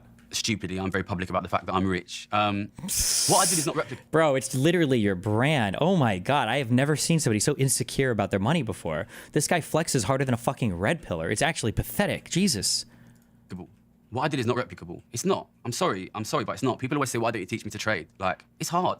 It's hard trading and it's dangerous. And I think it's not, your job was not, you didn't do hard trades or dangerous trades. It's not like you were risking your personal assets, bro. The start desk is not trading you how to be an individual, like, guy who could go out and run a fucking hedge fund or something. Or what, like, oh, this is a grift and he's lying and he knows this. This is intentional because he did work this job and he knows he's lying here. A lot of young men are getting sort of sold into trading and becoming gambling addicts. You know, work hard. And I wouldn't even say don't become an entrepreneur. I've never ever said these things. Work hard. You know, if you think that you have an opportunity in tech entrepreneurship, go for it. Understand it's risky. I think that sometimes this message, just become an entrepreneur and you'll make it, is a bit dangerous because I think most people who try to become entrepreneurs fail. And I think it's super, super dangerous. The reality is, and you know, maybe Dan won't like this, maybe you won't like this, I think it is very, very difficult for a young man or a young woman from a poor family to become rich. And I think it's increasingly hard even to just get those basics of financial security. So, listen, obviously, reduce your spending if you can. Don't buy into this like Balenciaga bullshit. Stay away from that. But work hard, study hard, try to get a good job. But also understand, we are shrinking the seats on the lifeboat. That's what we're doing. We used to allow 50% to be secure. Then it's 40%. Then it's 30%. Then it's 20%. You know, you've got family in Nigeria. If a young person from like Shantytown in Nigeria came to you and said, Stephen, what can I do to get rich? You would have to say to them realistically, listen, you are in a difficult situation here. You need to work really, really hard. But if you are able to make enough money to support a family, be proud of yourself. What I would actually say to them, so yeah, I have got family in Nigeria, for people that don't know. But... Oh no, the African guy at the table, fuck, bad country, fuck. I should have said Indonesia, fuck. Blood half Nigerian. I would say to them that knowledge is really your life raft. So obviously there's a big tech boom happening in Nigeria, which is liberating a lot of people from What, this guy here, okay, I'm so sorry. The name of this channel is Diary of a CEO. It feels like this is like a grift, like fucking fake bullshit business advice channel. But I feel like everything this guy has said has actually been like decently intelligent. Like I feel like he hasn't said anything fucking stupid. When he was challenging the middle guy before, and the guy was like, you know, I became an entrepreneur and then I started over with nothing. And then most people, like your Daily Wires or your Joe Rogans, whatever else, would say like, wow, yeah, you did start over with nothing. But this guy didn't. He's like, you didn't start over with nothing. First of all, you've already shown that you have the potential to build this business. And two, you had the wealth of knowledge and everything from your earlier experiences, right? He said that. I appreciate that. And he's like, well, and what about my friend who is Iron Man, the quadriplegic? Well, your friend is probably a really exceptional guy. He's a 1%. Yeah, I feel like, I don't know. I feel like we watched a video from this guy before and I thought it was dumb or something. I don't know. Everything this guy said has been pretty like he doesn't sound like a dipshit. Like yeah. Really your life raft. So obviously there's a big tech boom happening in Nigeria, which is liberating a lot of people. Oh, him saying here, like your knowledge or whatever, it is so important. The investments that you make in yourself and your ability to be knowledgeable in terms of like how to leverage your own, I don't want to use the word education, I guess, but like skill set to make money, like those types of investments you make in yourself are insanely important. Yeah. People from that situation. So I would try and tell them to get on the life raft that is like knowledge of this new revolution. So from Nigeria, you can learn to code. And then the great thing now is that we literally have, actually, this is quite interesting. We're building a tech company in San Francisco called Flightcast. It's live. Everyone can go look at it at flightcast.com. And the lead developer, and Guess Radar, the lead developer of Guess Radar is a Nigerian guy. But how many of those jobs in the Nigerian tech sector are going to kids that grew up in the shanty towns? I have no idea. Because I worked in, people ask me, tell me how to do what you did, all right? I worked in Canary Wharf. It's in East London. I could see the building from my house growing up. There was not a single other kid from East London the whole time I was there. Do you know, to Dan's point about this remote work revolution where like work now has, you can work from anywhere. And in our company Third Web, San Francisco, some of the staff that we now have are in the Philippines because they just have like great creatives there. It's obviously more cost effective. Isn't this a huge part of what's going on in our economy, this digitalization and this remotification of work? It is. But I think for many people, you know, I'm sure you pay your workers in the Philippines very, very well. Nice. Most of these people, they used to have a half-decent wage in an office, and now they're locked in their bedrooms, barely paying the bills. Yeah. In the Philippines? Not in the Philippines. The Philippine guys are balling out of control. No, I'm saying the Philippines is booming at the moment. Yeah. Like, So you think the average person in the Philippines is living a luxurious life? what's happening at the moment? Do you think the average Not person in the Philippines is living a luxurious life? There is this thing called remote foreign workers, and this is a huge boom. And the economic So the boom. kids should move to the Philippines then. It's great. You get a great quality of life in the Philippines. Compared to what they were doing before, Jesus Christ. Oh my God, this guy is so obnoxious. When I look to the slums of Manila, they should just get jobs. I don't know why they're not getting their laptops out. The poverty in the Philippines is horrific. Listen, Philippines is a beautiful country, an amazing country. I love the Philippines. I've been a money's number of flowing times. in there at a rate that's But never what been. is the life like for your average Filipino? Well, would you agree though that their economy is just getting flooded with money at the moment? Like money's flowing in there. Is it better or worse than it was Giving a good before? quality of life for your average Filipino. That's not true. Remote foreign workers. Well, we can remote foreign ask workers our can- Filipino viewers to tell us what's remote life's foreign like for workers the average. can actually often support their We can entire have a look. family. I don't know what the average wage is in the Philippines. Just to bring it back to this point, though, so I wanted to know from Gary, he said work hard. If you're a young guy listening to this now, I was reading this really interesting article yesterday from I think it was from a major newspaper talking about the lost boys, and it goes to show that I think it's 1 in 7 young men that is at a working age now are out of work. So there's lots of talk around young men in particular and how they're struggling. You'd say work hard, Gary. You'd Work say hard, no Balenciaga. But the big thing is recognize the situation that you're in, and I would encourage them to support my work and follow my channel because the lifeboats are shrinking. And trust me, we're going to get our kids in the lifeboats. We all know that, all right? And if those lifeboats are shrinking, Please support my if you channel. don't stop the ship from going down, it is not you and me who are going to go down. Because We'll we're be the fine. multi-millionaires. If you don't fight the political fight, I guarantee you, people like Daniel will. so. You're saying that they should also get involved in the political fight. You have to. That's what our grandparents did. And That's if what our they grandparents want to become millionaires like you and me and Dan. Well, it sounds like Dan's got better advice for that than I do. Okay, well I'm going to ask Dan as well, but I'm wondering how your advice ties into sort of like the young person who's trying to liberate themselves from where you came from or where I came from. You know what? I don't think I'm the guy to say that, man, because, I had this unusual gift from a young age. I was very, very, very good at maths, and I just followed that. My sister, she's a poet, and she wrote a really successful grime and musical about Dizzy Rascal's first album, all right? She comes from obviously the same family as me, poor family. She worked so hard. She worked so, so hard. He's gonna be like, and she's starving to death on the street right now. Every day when I walk to the studio to film my YouTube channel, I see her starving on the street, sucking dick for crack cocaine. God bless her soul. 2 degrees. She can barely pay the rent, all right? So Oh no! Wait, what's he saying? Why, bro? What the? Your sister? Wait, this is sister? Wait, what? Hello?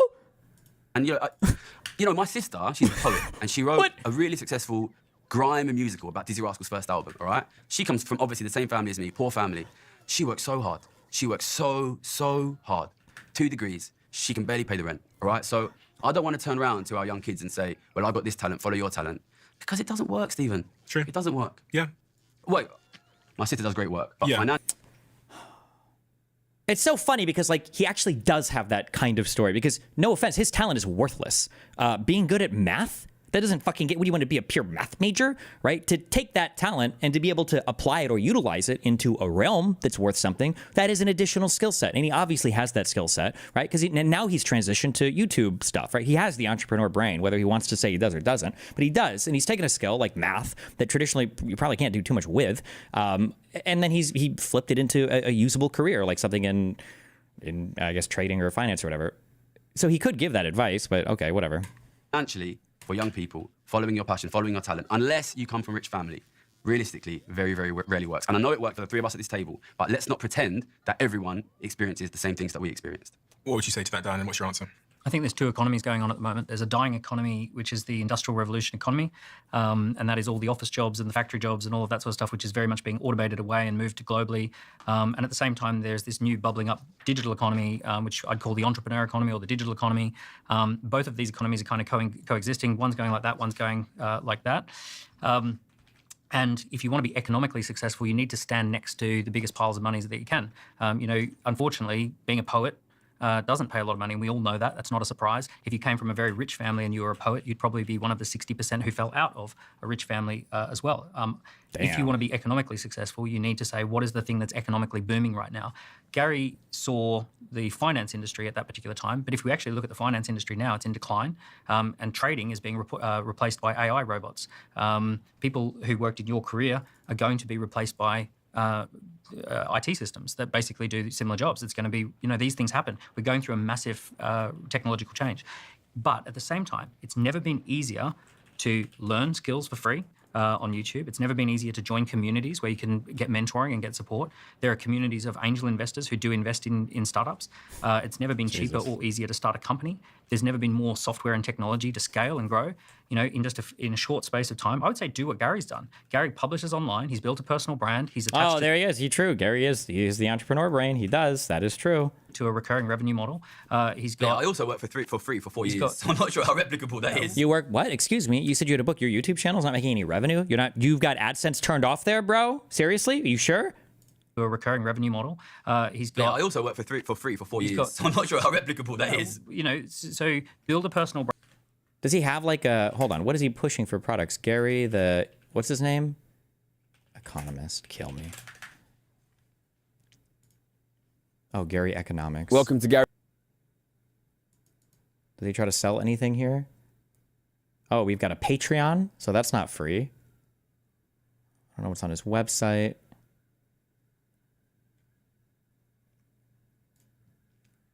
We've got 2 books that are being sold right here. I'm assuming these are both his, right? Yep. Or is it one book? Oh, a UK and a US version. Okay. That's some good viewership. Does he have ads turned off? I think I have YouTube Premium, so I wouldn't be able to see him. I'm sure he's running ads on these. Oh, okay. Hold on. Have we hidden the... Oh, no. 2,200 paid members. And the minimum one is $5 a month? That's his minimum. £5? Is there another website that shows you? I don't know why. I don't need to do this times 5. It's like 12,000 a month minimum. 12,000 a month just on the Patreon, not including the... I mean, he's earning probably mid-6 figures at least, I think, on the YouTube channel. Look, his viewership is good. So he most likely meant when he was starting, he worked for free. Okay. I mean, everybody works for free when they're starting, but whatever.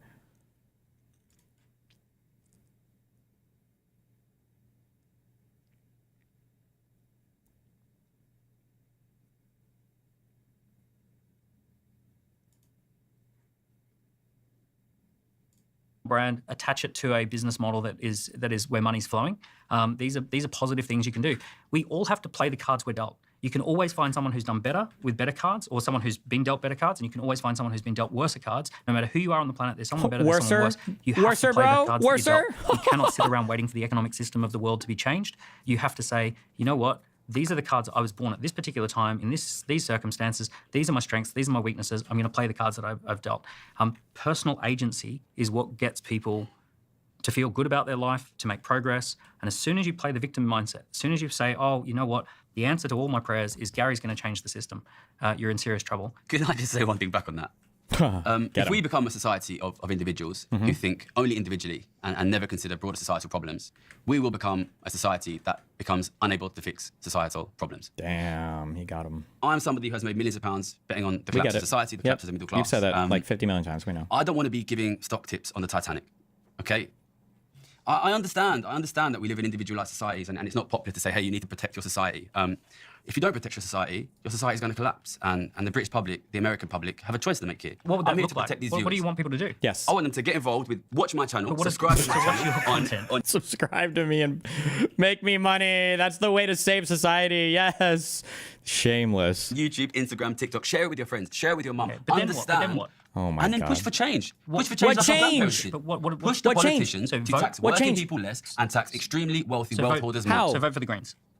Vote for whoever gives you that. Whoever gives you So your he has nothing. He's not, he's it is such a grift. I hate all these people, bro. Kill me. Why is everybody on the left like this? At least if he was a right-leaning guy, he'd be like, vote for Donald Trump. Do you see what I mean? Dude, how did the left attract the greediest motherfuckers on the planet? Holy shit, everybody over here. The right should be ashamed at how bad they are at capitalism compared to the people on the far left. They're actually so ineffective when it comes to these insane grifters that occupy my side of the political sphere.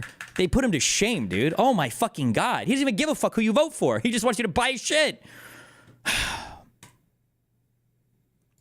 share of the pie. So basically- Listen, this is not football, okay? No, I'm not here, but Gary I'm saying- Stevenson, member of the Green Party. but ultimately- I'm here to protect the working class. So that's their that would be their social and sort of political energy, would Yeah. be to stand up and fight. But in their personal lives, are you telling them to start businesses, take big risks, work really hard, go for it because they can also... You know, I would defer to you guys on that. You know, I'm not a businessman. I'm an economist. Yeah, that's what I am. Okay, so you're not going to give them personal advice. You're not going to tell them what kind of people they should vote for. You're just here to protect the working class by having people buy your shit. Okay, thank you. Thank you for that.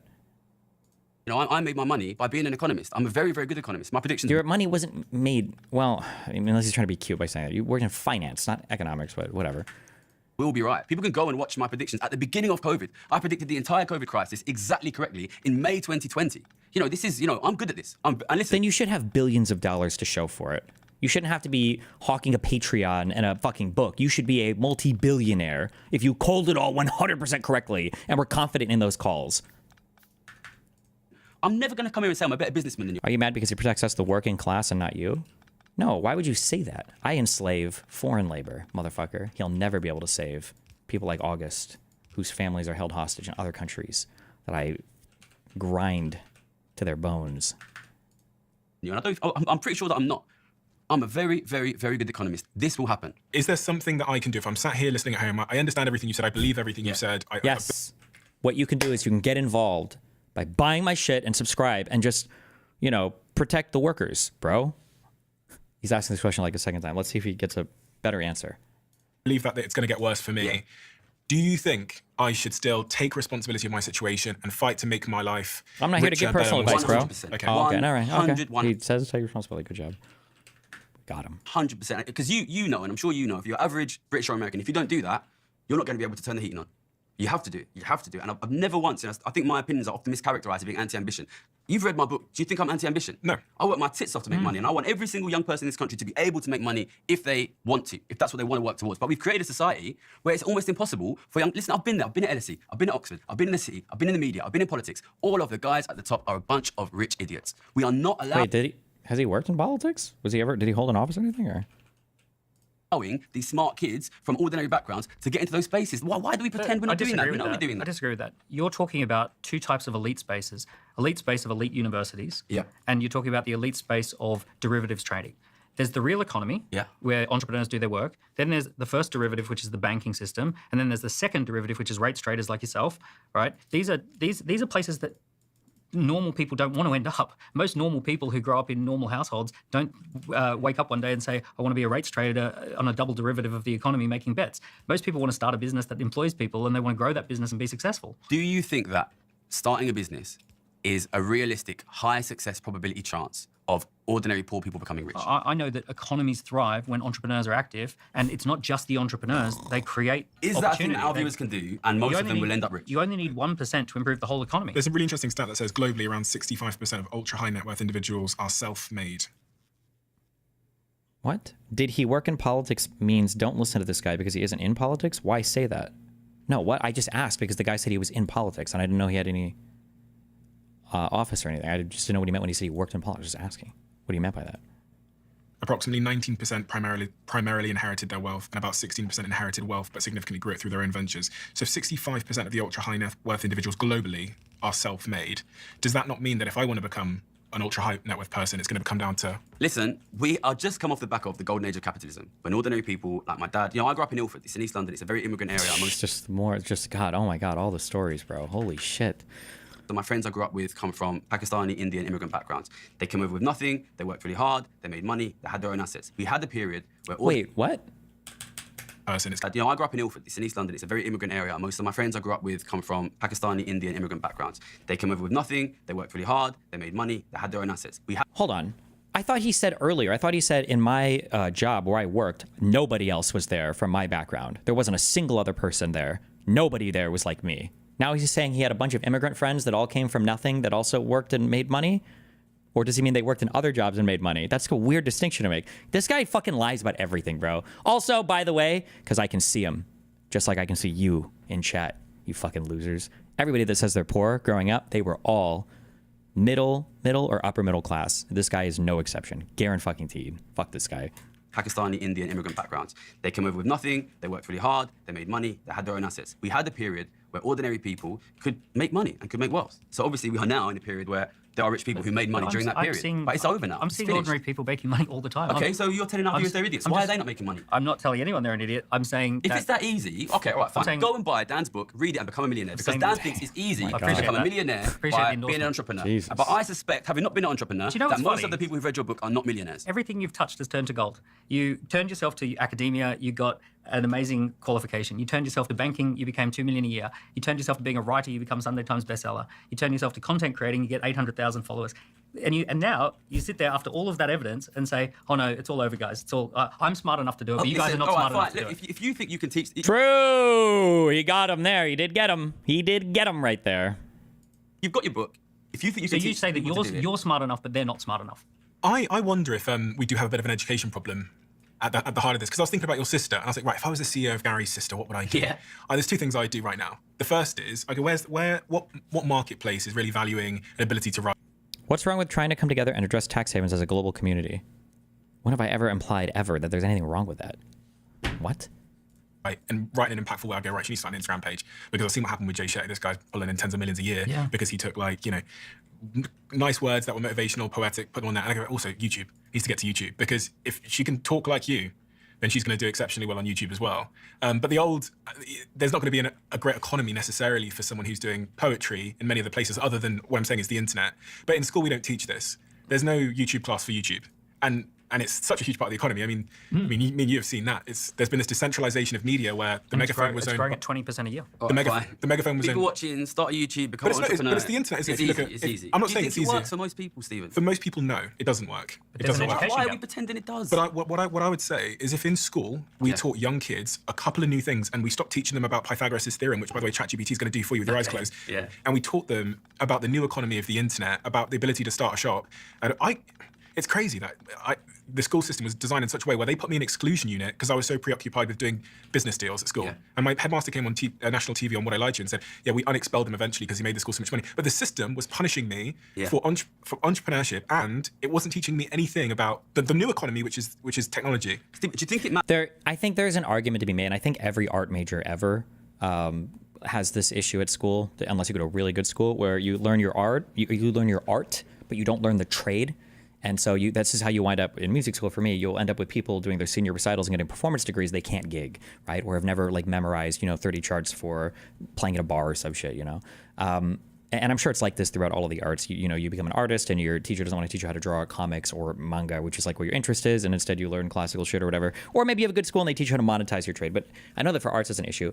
I'm sure that broadly speaking for schools, maybe we could orient them a little bit more towards like gainful skills that would help you, get jobs. But there's something to be said for boring general education that is probably just good, that everybody should have. Like, I know that it's not sexy to teach I was going to say a 3-year-old, a third grader, the Pythagoras theorem or whatever, or math stuff, or basic social studies or geography stuff. But I don't think we need to be teaching people at, pre-K, this is how to program so you can make an app for the iPad. And the kid's like, okay, well, I can't read. And it's like, that's okay. ChatGPT can read it to you. It's like, okay, I can't do any math also. Like, how do I do a 10% tip? Well, it's okay. ChatGPT can do it for you. Okay. Like, at that point, Jesus. I think it's okay to have a minimum level of education, but we can probably push people towards more marketable stuff or skill stuff or whatever, I guess. Matters if the percentage of young people who are able to achieve financial freedom and have a family is shrinking. So do I think it matters if the percentage of young people that are able to, are you saying attain wealth and have a family? Yeah, if I achieve financial freedom and have a family. I think that's a really big problem. Listen, I think that's a really big problem. I agree. I know, listen, and I know you've got this podcast, and I know you inspire young people, and I think that's a good thing. I think it's a good thing that you inspire young people to go out and work hard and try and achieve something. But I'm an economist, there you go. and what I see is the percentage of young people who He's make an it shrinking. economist, bro. And I think if you combine those two things, He's an we reach a really economist. dangerous place, because we go and tell the young people, it's there for you to start a business, and at the same time, the number of people who make it is 10%, 5%, 2%, 1%. And there will always be that one person who makes it. There will always be that Stephen Barlett in every country in the world who's making it through. You know what I'm saying? But the systematic issue matters, Stephen. Can we not change the education system so that when I was 16 and they threw me in the exclusion unit, which could so easily have made me think that I was a failure, because my brothers Jason went to LSE and became very much like you and now works in my company. managing my investments. He, in that education system, was rewarded. So I sat there as a kid thinking, rich and successful, my older brother Jason, because he can do maths. And I thought, I'm going to be a failure because I like this thing called entrepreneurship and I have ADHD, so I can't pay attention in lessons. What I'm saying is if the education system was designed in such a way where people like me, who were entrepreneurial, who were interested in the internet and couldn't stop playing video games, were clapped for and said, oh my God, double down on that. I think the net benefit, when you think about what the backbone of the economy is, which is entrepreneurs starting businesses, would be profound for this country here. But I believe there needs to be such a radical overhaul of our education system if we want to stand a chance of capitalizing on what the economy is today. I think you could probably change the education system in a lot of ways that could improve it, but you're kind of changing the education system on the Titanic. What my perspective is, I can tell you with a very, very high rate of certainty, if you don't fix Just say, back to the slogans, yes. this problem of the wealth being sucked out of the middle class, 95, 98% of people will be in poverty in this country in 70 years. I agree with you. This is the thing. I agree that you can't have a group of people at the very top that own all the assets and all the money, or else, I mean, it's going to come from somewhere. And I remember the day that I printed off the job seekers allowance form when I was stealing Chicago Town pizzas 10 years ago in my room in Moss Side in Manchester. I remember what it feels like to not have my parents speaking to me, have all these CCJ letters and bailiff letters on my desk, and really have no answer how to get out of the situation, to the point that I was like shoplifting. I'd call the Just Eat driver and then try and persuade him just to give me the food. That was 10 years ago for me. So I've not forgotten those years of my life. So I understand what it is to be in that situation. And on an individual level, I need some answers, because I'm not going to wait for these people in the parliament to fix my life for me. So I need some individual answers. And then I do also care about the bigger picture. So I'm not like here as someone that just wants to accrue loads of wealth myself. Of course, listen, let's be honest. There's not many human beings that wouldn't like more money. So I try and acknowledge that bias. But the big issue I have is how. And from my personal experience, as someone that now employs hundreds and hundreds and hundreds of people here in London, up in Manchester, in our offices, there are a set of things that would make me leave. Ed Pierce, no, when it comes to the Israel thing, Destiny's stand is it's complicated and peace over there is going to be difficult to be achieved. Just as Gary says it's going to be difficult, the issues. What? Why would you even make that comparison? Except I can give you I can give you solid things that both sides would have to be willing to negotiate on, and then we can start from there. When I say it's difficult because there are things that neither side might be willing to give up. But I can go into multiple things on each side, what the sacrifices would have to be, what I think they'd be willing to give up, what they probably need to be willing to give up, and like the barriers to giving those things up. Like I walk through all of these. Gary says it's difficult because he has no policies in mind whatsoever. If Gary would have suggested something, said, we really need to do this, but it's really hard and there's going to be like these issues and we're going to have to overcome this, then fine, sure. But why would you pretend that my saying that the Israel-Palestinian solution is difficult is the same as him saying, I have nothing to... This country. If it became increasingly less friendly to entrepreneurs, I reckon if we come back here in 5 years' time, I reckon I'll employ 500 more people in the UK. And actually, as you look around this room, you can see the age of them. These are young people. There are things you could do to make me not do that. I mean, it's probably worth pointing out that we're not taxing wealth and you're leaving the country anyway, Stephen. No, I haven't left the country. Okay, you're going to stay. I'm a tax resident here. I pay my taxes here. I have zero intent in changing that. I'm also on Jack, so we're... And see, this guy on the left, God, he said he's not even, I don't even know what his political alignment is, right? Like, you're employing people here. Like, he should ask, how many of you guys went to school, right? My guess is most of them are raising their hand. Or how many of you guys had computers or had food or whatever? Like, there's an argument to be made that providing a bare level of services to your citizens increases the general level of productivity of them such that you can even employ people in this country, right? There's an argument to be made for that. There's an argument to be made for. No man is an island. No business is an island. You need this minimum investment in your citizens and in your country in order to thrive as a successful person, because you're relying on this base level education to even have a base of employees to draw from, right? We're investing a lot of money in UK businesses. But listen, I want to tax only high levels of wealth. Only high levels of wealth. And listen, don't get me wrong, I understand very rich people will complain. And very rich people will say, just like they did in Dickens, I'm going to throw my businesses, I'm going to throw my taxes, my businesses and my factories into the sea. Stephen, your viewers are here. Listen, Stephen, your viewers are here. You are a very wealthy person. They are paying 20, 30, 40, 50%. You should be paying your fair share, Stephen. You should. I think that I should pay more tax, especially when... I don't think my kids should benefit from my wealth. And maybe this is a controversial opinion, but I actually don't. I don't think I should be able to pass down. That's a base take. Hell yeah. True. Fuck inheritance. Listen, if your kid is a wealthy parent, that's right, Nathan, get ready. I'm going to burn all my cash. If you have a wealthy set of parents or a wealthy single parent, you should be able to learn enough from them to figure your shit out, all right? Fuck mom and dad's money. True and based. My assets to my children. You can't. It's 40% tax. I think it should be more. It's 40. Yeah. I mean, let's not pretend rich people don't successfully pass their assets to their children. I'm just telling you now. Yeah. I think I'd be robbing my children of something from the background that I came from. If my child gets gets tens of millions, let's say, even when I die, I don't think that should happen.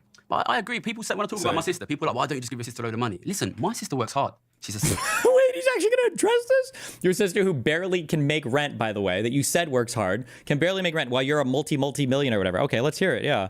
smart person. She works hard. I talk about my sister. People are like, why don't you just give your sister a load of money? Listen, my sister works hard. She's a smart person. She works hard. She produces good work. I want to live in a society where people like my sister are able to support themselves with the work that they do, but we're destroying that society. Who would pay her? Yeah, you said she does art, bro. Wait, why can't he help his sister? Why does he hate his sister so much? What the fuck? The customers, the situation. So you want her to start a business? She is a business. So she's an entrepreneur.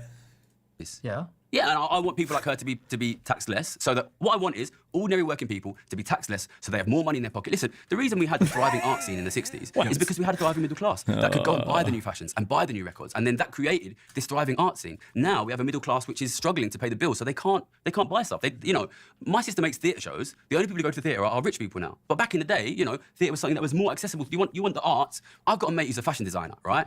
Nowadays, there's all of the business is super fast, super cheap, super disposable fashion, or unbelievably expensive high-end, because that's the economy we've created. You go to Japan, which is a less unequal society. Wait, what? Hold on, I'm sorry. What did you say? There are rich people now. But back in the day, theatre was something that was more accessible. You want the arts. I've got a mate who's a fashion designer, right? Nowadays, there's all of the business is super fast, super cheap, super disposable fashion, or unbelievably expensive high-end, because that's the economy we've created.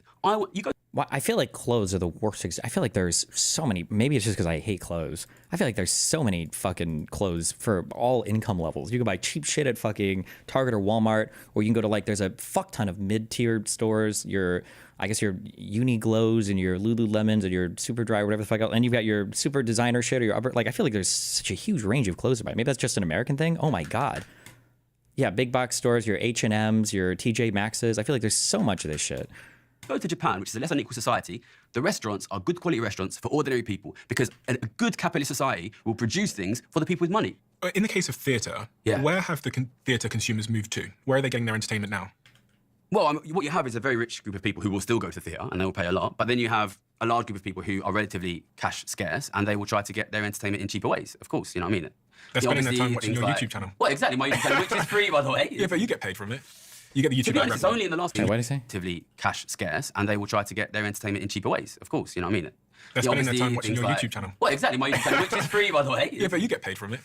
You get the YouTube. To be honest, it's only in the last couple of months that I've started to make any money, because I don't do my own editing. So, and you'll know, but in the first few years, you're paying yourself to do it. You know what I mean? I think people sometimes massively overestimate the amount of money. This is entrepreneur. Ask him how much money he makes. Please ask him. Wait. What is this? He's Gary Economics? Or is it Gary the Economist? Gary the Economist. Fuck. Is Social Blade down still?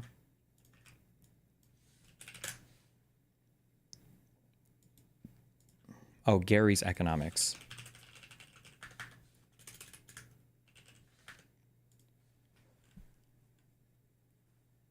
Jesus. Holy. Does this guy do shorts? Or are these all legitimate long-form views?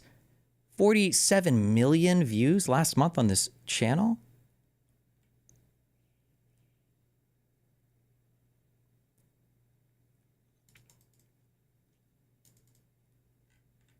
This guy's making so much money. For how long, though? Maybe it's been relatively recent. It's 5 million. In this year, he will make over £1 million from this channel, guaranteed.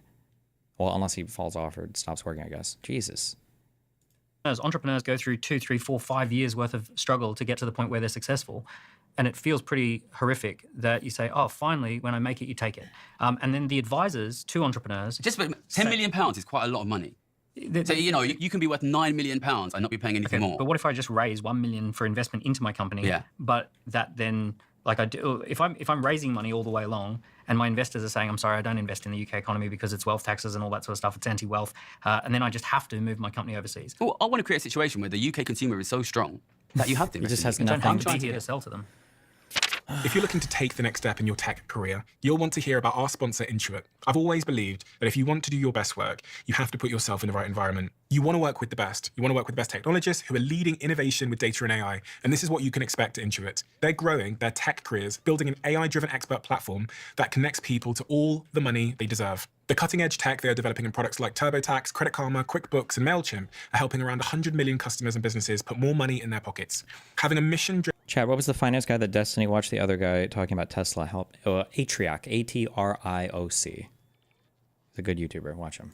culture is something I really align with because it's all about solving complex customer problems with rapid experimentation to move faster. Quite similar to the culture I want to foster at my companies. If this sounds like you and you want to grow your tech career working alongside the best, check out intuit.com/careers. They also offer hybrid work and a very inclusive culture with offices in Atlanta, New York, San Diego, the Bay Area, Toronto, and around the world. Head over to intuit/careers to explore their opportunities. Let's go. Quick one, I want to talk to you about our sponsor, Whoop, a business I'm also an investor in. And if you follow me on Instagram, you've probably noticed that recently I've picked up running, which I'm very much enjoying. And it started out as a challenge, but it's now evolved into something I do almost daily. It is one of those things that's pushing me to be better every single day. But here's the thing, to me, progress isn't just about pushing harder, it's also about training in a smarter way, which is where my Whoop comes in. Whoop doesn't just track my workouts, it tells me how ready my body is to take them on before I've even started the workout. A few years ago, Whoop ran a study called Project PR, and it found that runners who adjusted their training based on their recovery scores improved their 5K times by an average of 2 minutes and 40 seconds while reducing injury risk by over 30%. And they did it while training less. So if you're looking for this type of guidance when it comes to your training, head over to join.whoop.com/CEO I got an Apple Ultra Watch. and get a 30-day trial with zero commitment. That's join.whoop.com/CEO. Let me know how you get on. So do we all agree on this premise, though, that Gary's saying, which is the ultra rich, which we can classify as being worth more than you're saying? We say 10 million is the line that we campaign for. Okay, we think that they should pay a greater share of the tax. And then if you agree with that premise, the question then becomes, yes, but how? Yeah, and well, they already do. 1% pay 30%. I want to be clear, that's the top 1% of tax. Can we just please say, oh my God, is he about to say the dumbest thing ever? He's about to say the dumbest thing ever. There's a good counter to that, and it's the top 1% pay 30%. What are their earnings? What is the share of earnings they have? What is the share of wealth that they have? Wealth is less strong, but you can maybe solve it. What is the share of earnings they have? Like, say that. He's about to say something so stupid. I already know what he's going to say. He's going to say, that's the people, that's the top percent of earners. That's the top percent, or no, he's going to say, that's the top percent of taxpayers. But what about the ones that don't pay taxes, that aren't counted in that number, which is like probably nothing. Like, I seriously doubt there are that many people that show zero income in any way. That's what he's about to say. He's actually about to say it. I can't believe he's going to say it. He's not going to say that. He's going to say something else. Sorry. I shouldn't have cut him off. He's going to say something that's incredibly not that stupid, I'm sure. Yeah, well, they already do. 1% pay 30%. I want to be clear, that's the top 1% of taxpayers, which is not the top 1% of richest people. Mind you, It's ridiculous. I'm also not necessarily saying what's fair. I'm saying what's practically possible, right? So, like, you could come up with the world's most fair on the back of a napkin. Well, are there all these like ultra rich people that just don't pay any taxes at all? They're just like hidden from society. What? It's what's fair. But whether you can implement it is a very difficult thing. The problem is wealth is completely mobile now. It's really, you can live and work from anywhere. It's the houses, Dan. Yeah. It's land. Is that mobile? You can't. Do you think the majority of ultra wealthy people have their wealth tied up in their house? What are you talking about? The country out of the sea. There's very few. I've never met any seriously wealthy people who own a lot of houses. You honestly think that the entire housing stock of the UK is not valuable? Yeah, no, it is. What does that have to do with anything that is not valuable? What? But somebody owns it. 78% is owned by baby boomers. They just own. They've bought a house in 1992 and they own the house. Personally, I think that house ownership, especially when you consider mortgages, is relatively unequally distributed. That is, by the way, the most equally distributed. It is unequally distributed. Yes. Old people own more of it. Yes, it is unequally distributed. People have now had the commercial property, the land, the natural resources. Owned by pension funds. So the viewers own it, do they? No, they're owned by, if they own a pension fund, most of those commercial and what properties. Is the distribution of pensions? If you have a look at Oh my God, this guy has so many questions. He doesn't know anything about what he's talking about. Distribution of pensions. What percentage of pensions is owned by the top 1%? I wouldn't know off the top of my head, but with pensions. But I know that obviously. Do the top 1% even make a lot of their money through pensions? I legitimately don't know. Are there like ultra wealthy pension schemes? I would imagine their money comes from like capital investment, not pensions. Maybe there's special pensions for rich people. I don't know. Wealth concentrates at the top. But here's the one thing to keep in mind. Wealthy group are not necessarily a static group. There was a study of the richest people in 1900, and most of those families are poor today, or they've gone down in value today. If the richest people in 1900 had have just simply kept their wealth, there'd be 16,000 more billionaires. But they don't. In wealth management, in banks, they have this thing called the succession planning. So succession planning is where they try and figure out how not to screw it up across generations. And they're notoriously bad at it. It's very hard to keep wealth in generations. Down in the 20th century, we had 2 world wars and Do the slogans. Back to the slogans. a Holocaust. That redistributed wealth, I would prefer not to have that again. Yeah. What the fuck? Well, I think that if we just tax people less and everybody becomes an entrepreneur, everybody can be an entrepreneur. And if everybody is an entrepreneur, like the lady in Uganda that I knew, she was an entrepreneur, then we'll be fine. You want everybody to be an entrepreneur? In what? Making gas chambers? And then the host is like, this is what you can learn on YouTube when it comes to economics. End scene. Wealth in generations. Down in the 20th century, we had 2 world wars and a Holocaust. That redistributed wealth, I would prefer not to have that again. Yeah. I'm with you. I want. I'm with you. I'm anti-Holocaust as well. Shit, I didn't know that was the stakes. I didn't know that's what we were arguing about right now. Yeah, I just want to let me be clear. I am anti-Holocaust. Yes. Class. He's like, oh fuck, I didn't expect him to pull out. I didn't know he researched my background. He got my fucking ICQ chat logs from 25 years ago where I was doing the Holocaust economics argument. Jesus. So where's the wealth going to come from? You're going to create it, are you? Entrepreneurship. Okay, we'll create it. Did he just say, wait, did he just say, where's the wealth going to come from? Are you just going to create it? Yeah, where do you think wealth comes from? Wait, is there a fixed amount of wealth that we just dig out of the earth? Wait, he didn't say that. I'm sorry, I misheard. Hold on. I would prefer not to have that again. Yeah. I'm with you. I want an affluent middle class. I really do. So where's the wealth going to come from? You're going to create it, are you? Entrepreneur.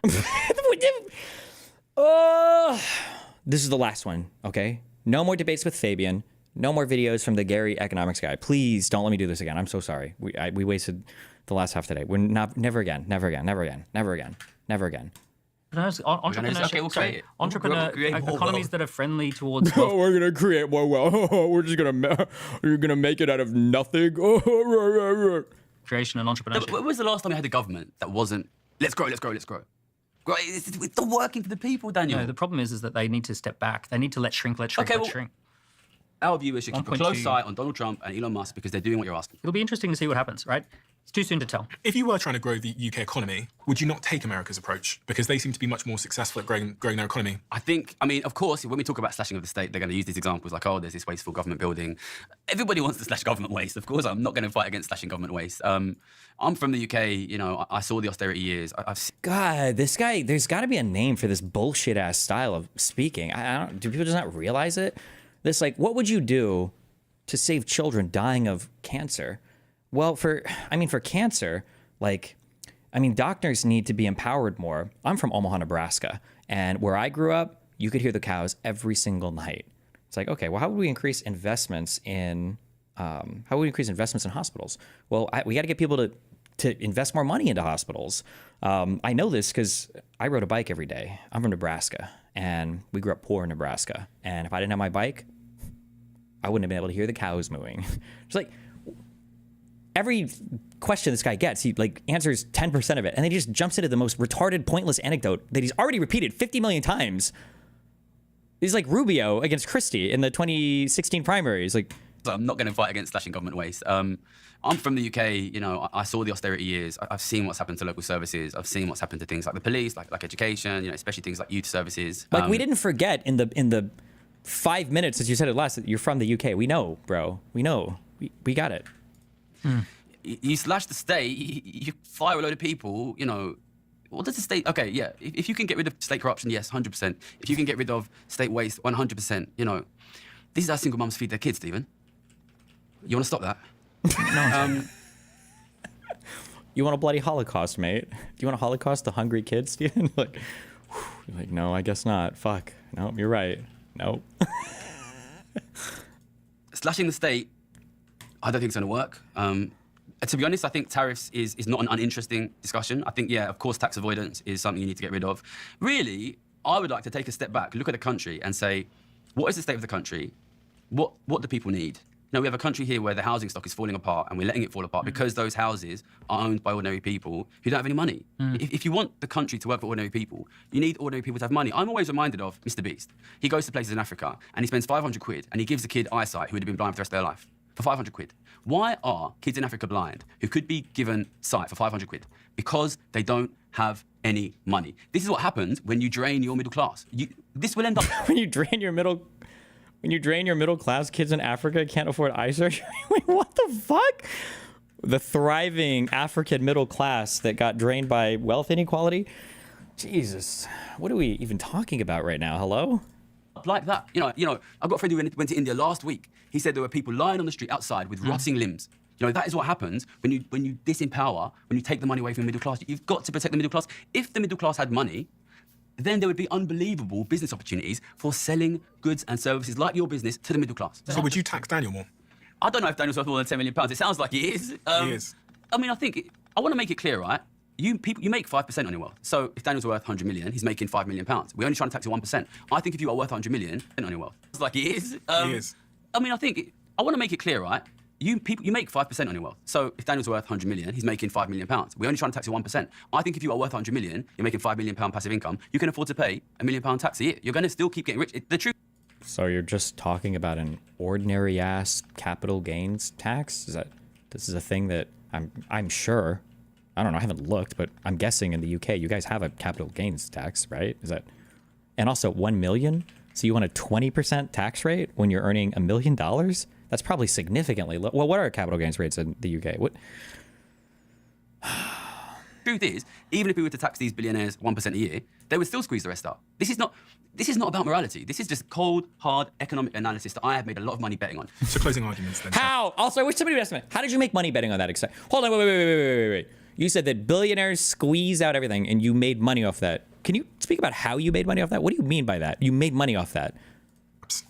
I'll start with you, Gary. Based on everything we've discussed today, I'm going to ask you to give me two perspectives, which is, if I'm a young individual in this country right now, what should I do to protect myself and my family and to feed my family? What kind of behaviours, what strategy should I adopt there? But also then from a government level, I know we have some politicians that listen because they message me. What should politicians be doing to fix the issue that we're all clearly identifying, which is the collapse of the middle class, the collapse of sort of working class people and the increased wealth of the rich?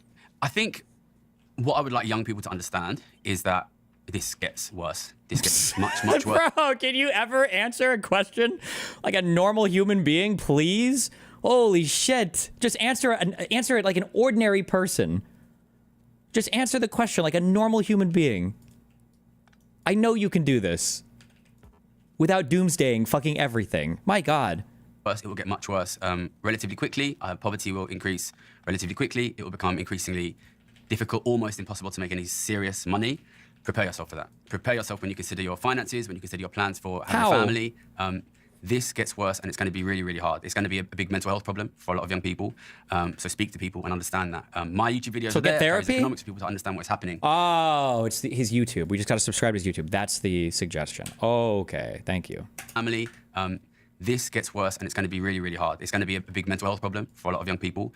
So speak to people and understand that. My YouTube videos are there. Gary's Economics for people to understand what's happening. After that, you've got to do all the right things. Yeah, I mean, I don't disagree with you. You've got to work hard. You've got to study the right things. I think it's a great shame we have made subjects like the arts a thing which you're not allowed. If you come from a poor background, you cannot work in the arts. I'm sorry, you can't pay the bills. You can't. So you have to go and study AI and computing and, maybe social media, although we have to be honest, social media doesn't pay for most people. You have to realize the reality of your situation. It's very, very, very, very bad. Doomer. That doesn't mean you don't work. That doesn't mean you don't aspire. If you're not going to subscribe to my YouTube, you might as well just kill yourself. You work damn hard because you have to. But if you manage to make enough money to even support family, you should be proud of yourself. That's the number one thing. But recognize this can be changed. This can be changed. Our grandparents, our great-grandparents fought for a bigger share of the pie and they got it. They got healthcare, they got education, they got housing, they got food.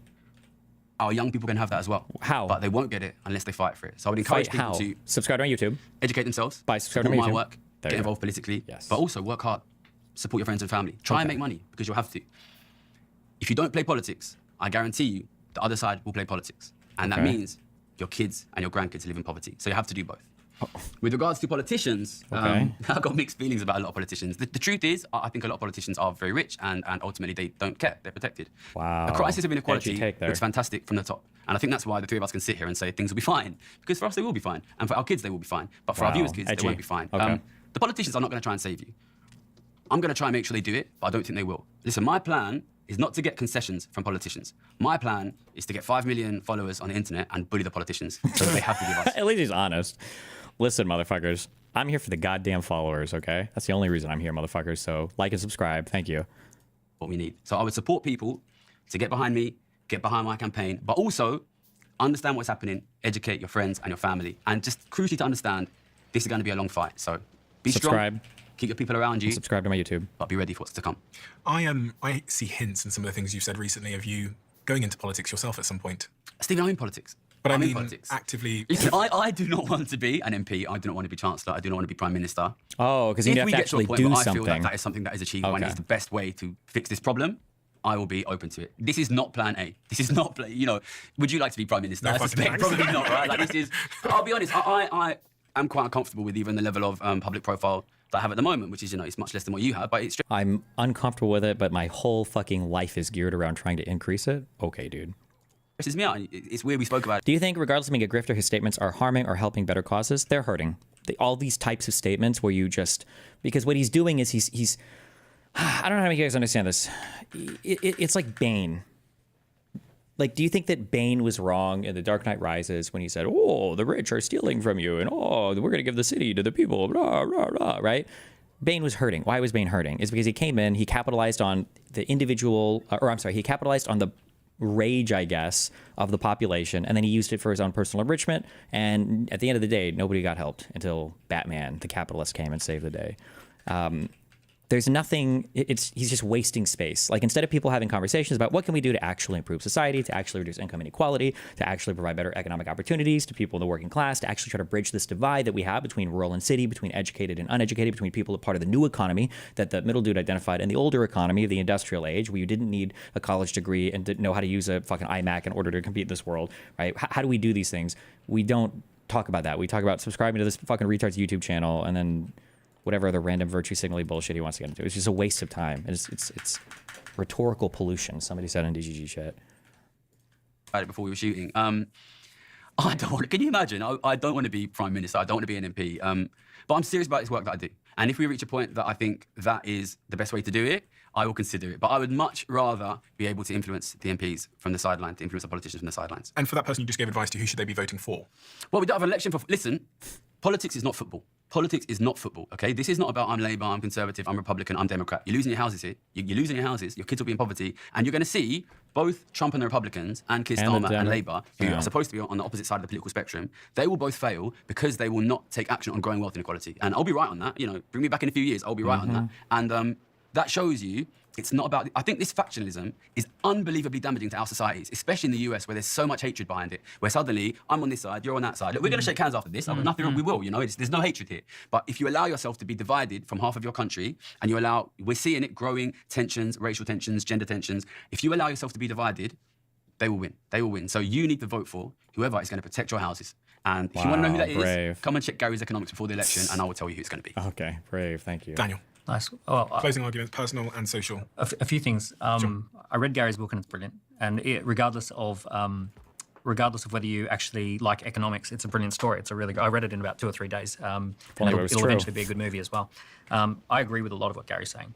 There is a collapse of the middle class, and it probably will get worse. And the traditional middle class jobs that came out of the back of the industrial age, mature industrial revolution system, the tradition is a collapse of the middle class, and it probably will get worse. And the traditional middle class jobs that came out of the back of the industrial... Wait, am I crazy or did the color of my light just change? Am I having a schizo moment? The temperature of my light to my right? age, mature industrial revolution system, those are collapsing, and it's globalizing. We're seeing technology move opportunities all over the world. And wealth inequality, it has a cause. Wealth inequality itself is a scoreboard, and there's a cause for what led up to wealth inequality. And the cause, in my mind, is technology. Technology is moving those opportunities around, and it's changing things. We already have big governments. We have huge amounts of taxes. We're at record levels of taxes. Wealth has never been more Oh, something dimmed on YouTube. mobile. Okay. it's not about what's fair. It's about what you can practically get away with. It's about what you can actually implement. It's going to be very, very, as Gary said, it's going to be very, very, very hard to tax people who have digital businesses, who can live and work from anywhere. I know that firsthand, that it's incredibly mobile. With that said, at a macro level, big picture, we do know that there is a correlation between economic freedom, where the government gets out of your way, and low poverty rates. And we know that as soon as governments become big, high taxes, high regulations, it actually drops down a category, and we see poverty goes up from 10% to 30%, so it triples. So constricting economic freedom is never a good idea if you look at the data. At a micro level, there's never been a greater opportunity for anyone who's ambitious and entrepreneurial to go and start a company. It's cheaper than ever to start a company. You can do what Gary's done, which is publish content, build a following, figure out how to monetize it. You can create products and services and sell them to anywhere in the world. You're an example of someone who started with nothing and became a millionaire in your 20s and then again in your 30s with a completely different thing. He became a millionaire in his 20s and then again in his 30s is a best-selling author and a content creator. I did it in my 20s, my 30s, and now my 40s, starting from scratch. So it's not normal that three guys our age could have done that over and over again. It's because we are living in a time where there is incredible opportunities, but you have to be tapped into those opportunities. You never heard about it at school. You never heard about it at university. You're going to have to learn the skills to get tapped into those opportunities. But there are definitely ways that you can succeed in the world that we're living in. Plug the fuck and on that macro in. point, who should we be voting for? Because some of your thinking and policy suggestions through this conversation align more with Trump, Elon, the American mission now, where they're welcoming millionaires. They're trying to create a really entrepreneurship-friendly environment. They're doing the Doge. And now for I don't even have a shred of respect left for that middle guy, but now is where he endorses Trump and Trump's policies. Yes. Handling of sort of government waste. I agree with Gary. It's not football. You don't have a team. You swing. You should be a swing voter. You should vote every single election. You should make them work hard for your vote. And is Trump going to succeed, though? You should. It's too soon to tell. But he made a prediction, so I'm inviting you to make a prediction. He said 5 years' time, we come back here, we're going to see that Trump... I think a lot of very wealthy people are going to move to the USA. You're going to get a lot of people from all over the world. He's playing to win, and he wants rich people and entrepreneurs and investors to come into the US and be based there. He's creating golden visas and open visas. And the success... Oh, yeah, those golden visas. Yeah, you definitely got to pay $5 million for a U.S. fucking citizenship. Yeah, absolutely. The metric here is the middle class get richer and more affluent. And what I actually think will happen as a result of all of that, you will see rising living standards in the USA, and you'll see a detriment to the places where those people live. It's not a good thing to have the people who pay the majority of the taxes, which is 1% of people paying 30% of taxes. If those people leave, the bills get spread across everybody else. Well, we'll have to do a part 2, and we shall see. I want to thank you both for the work that you do, because I'm a big fan of both of you. I watch Gary's videos all the time, helps me to understand another perspective on what I'm typically hearing out on the internet, or that I hear on Twitter about what's going on in the world. And I think I really respect and admire people that can do what both of you have done today, which is to exchange and listen to ideas in the pursuit of answers. And that's why I'd highly recommend anybody, regardless of whether you agree with everything or some things or just a little bit, to go and follow Gary's channel on YouTube called Gary's Economics, because it's a great source of information from someone who has done it, understands the world from another perspective, but also someone who's providing a narrative, which I actually think as we kind of talked about before we started, there's a big gap in the market for. There are a lot of people like me and Dan out on the internet that are talking about entrepreneurship and finance and how to make money, but there aren't enough people talking about wealth inequality from the perspective as Gary sees it, and that are providing more sort of collectivist and sort of society-wide solutions and answers and sort of explanations as to why that's ultimately happening. I do think, because I know you, Dan, and I hope I know myself, I do think that we all want the UK to survive. And I think we all believe that the way that the UK survives isn't necessarily a couple of ultra-rich people getting more money. It is sort of social mobility, and it's allowing people that are at the very bottom to create opportunities and to succeed. We all agree upon that, even if we disagree, on the causes and the solutions to that. I'd also highly recommend everybody to go check out The Trading Game, because everybody's talking about this book, and everybody. I think it's 4 weeks at the moment on the Sunday Times bestseller list. 4 weeks, number one. Number one. Number one. Which is an incredible achievement, but it speaks to what's in this book, the way that the story is told, but also the timeliness of this message. So I'd highly recommend everybody go check it out. I'm going to put a link below so that everybody can go and do it. And if you just look at some of the testimonials for this book, it's profound. I hear people describe it as like unforgettable on one end and then sad on the other end, because that's the nature of the reality it speaks to. And I highly recommend everybody go check out Daniel Preistley's Entrepreneur Revolution, but also your website has all of your resources and tools on it, so I'll link that on the screen. What's the... At danielpreistley.com. At danielpreistley.com. Thank you both for your generosity. Really appreciate it. Thanks for bringing us together. No matter where I am in the world, it seems like everyone is drinking matcha. And there's a good chance that matcha you're drinking is made by a company that I've invested more than 7 figures in, who are a sponsor of this podcast, called Perfect Ted. What the fuck because is they're matcha? the brand used globally by cafes like Blank Street Coffee and Joe and the Juice and many, many more. Not only can you get Perfect Ted matcha in cafes, but you can now also make it at home. much cheaper, in seconds using our flavored matcha powders that I have here in Green front tea? of me. Perfect TED matcha is ceremonial grade like the and new sourced thing? from Japan. It is smooth. It is naturally sweet, not like those bitter grassy matchas that I tried before Perfect TED. And if you are one of those people that have told yourself you don't like matcha, it's probably because you haven't tried our Perfect TED matcha. And you can find Perfect TED matcha in the UK in Tesco, Sainsbury's, Holland and Barrett, and in Waitrose, or Albert Heijn if you're in the Netherlands. And on Amazon in the USA, or get the full range online at perfectted.com, where you can get 40% off your first order with code Stephen40. This has always blown my mind a little bit. 53% of you that listen to this show regularly Don't haven't even yet subscribe. subscribed to the show. Come on, so can I ask you for a guys. favour? If you like the show, you like what we do Please. here, and you want to support us, the free, simple way that you can do just that is by Just hitting sub. the subscribe button. And my commitment to you is if you do that, then I'll do everything in my power, me and my team, to make sure that this show is better for you every single week. We'll listen to your feedback, we'll find the guests that you want me to speak to, and we'll continue to do what we Destiny. do. Thank you so much. Me. Talk to me. Bring me on with one of these guys, either one of them. Holy Christ.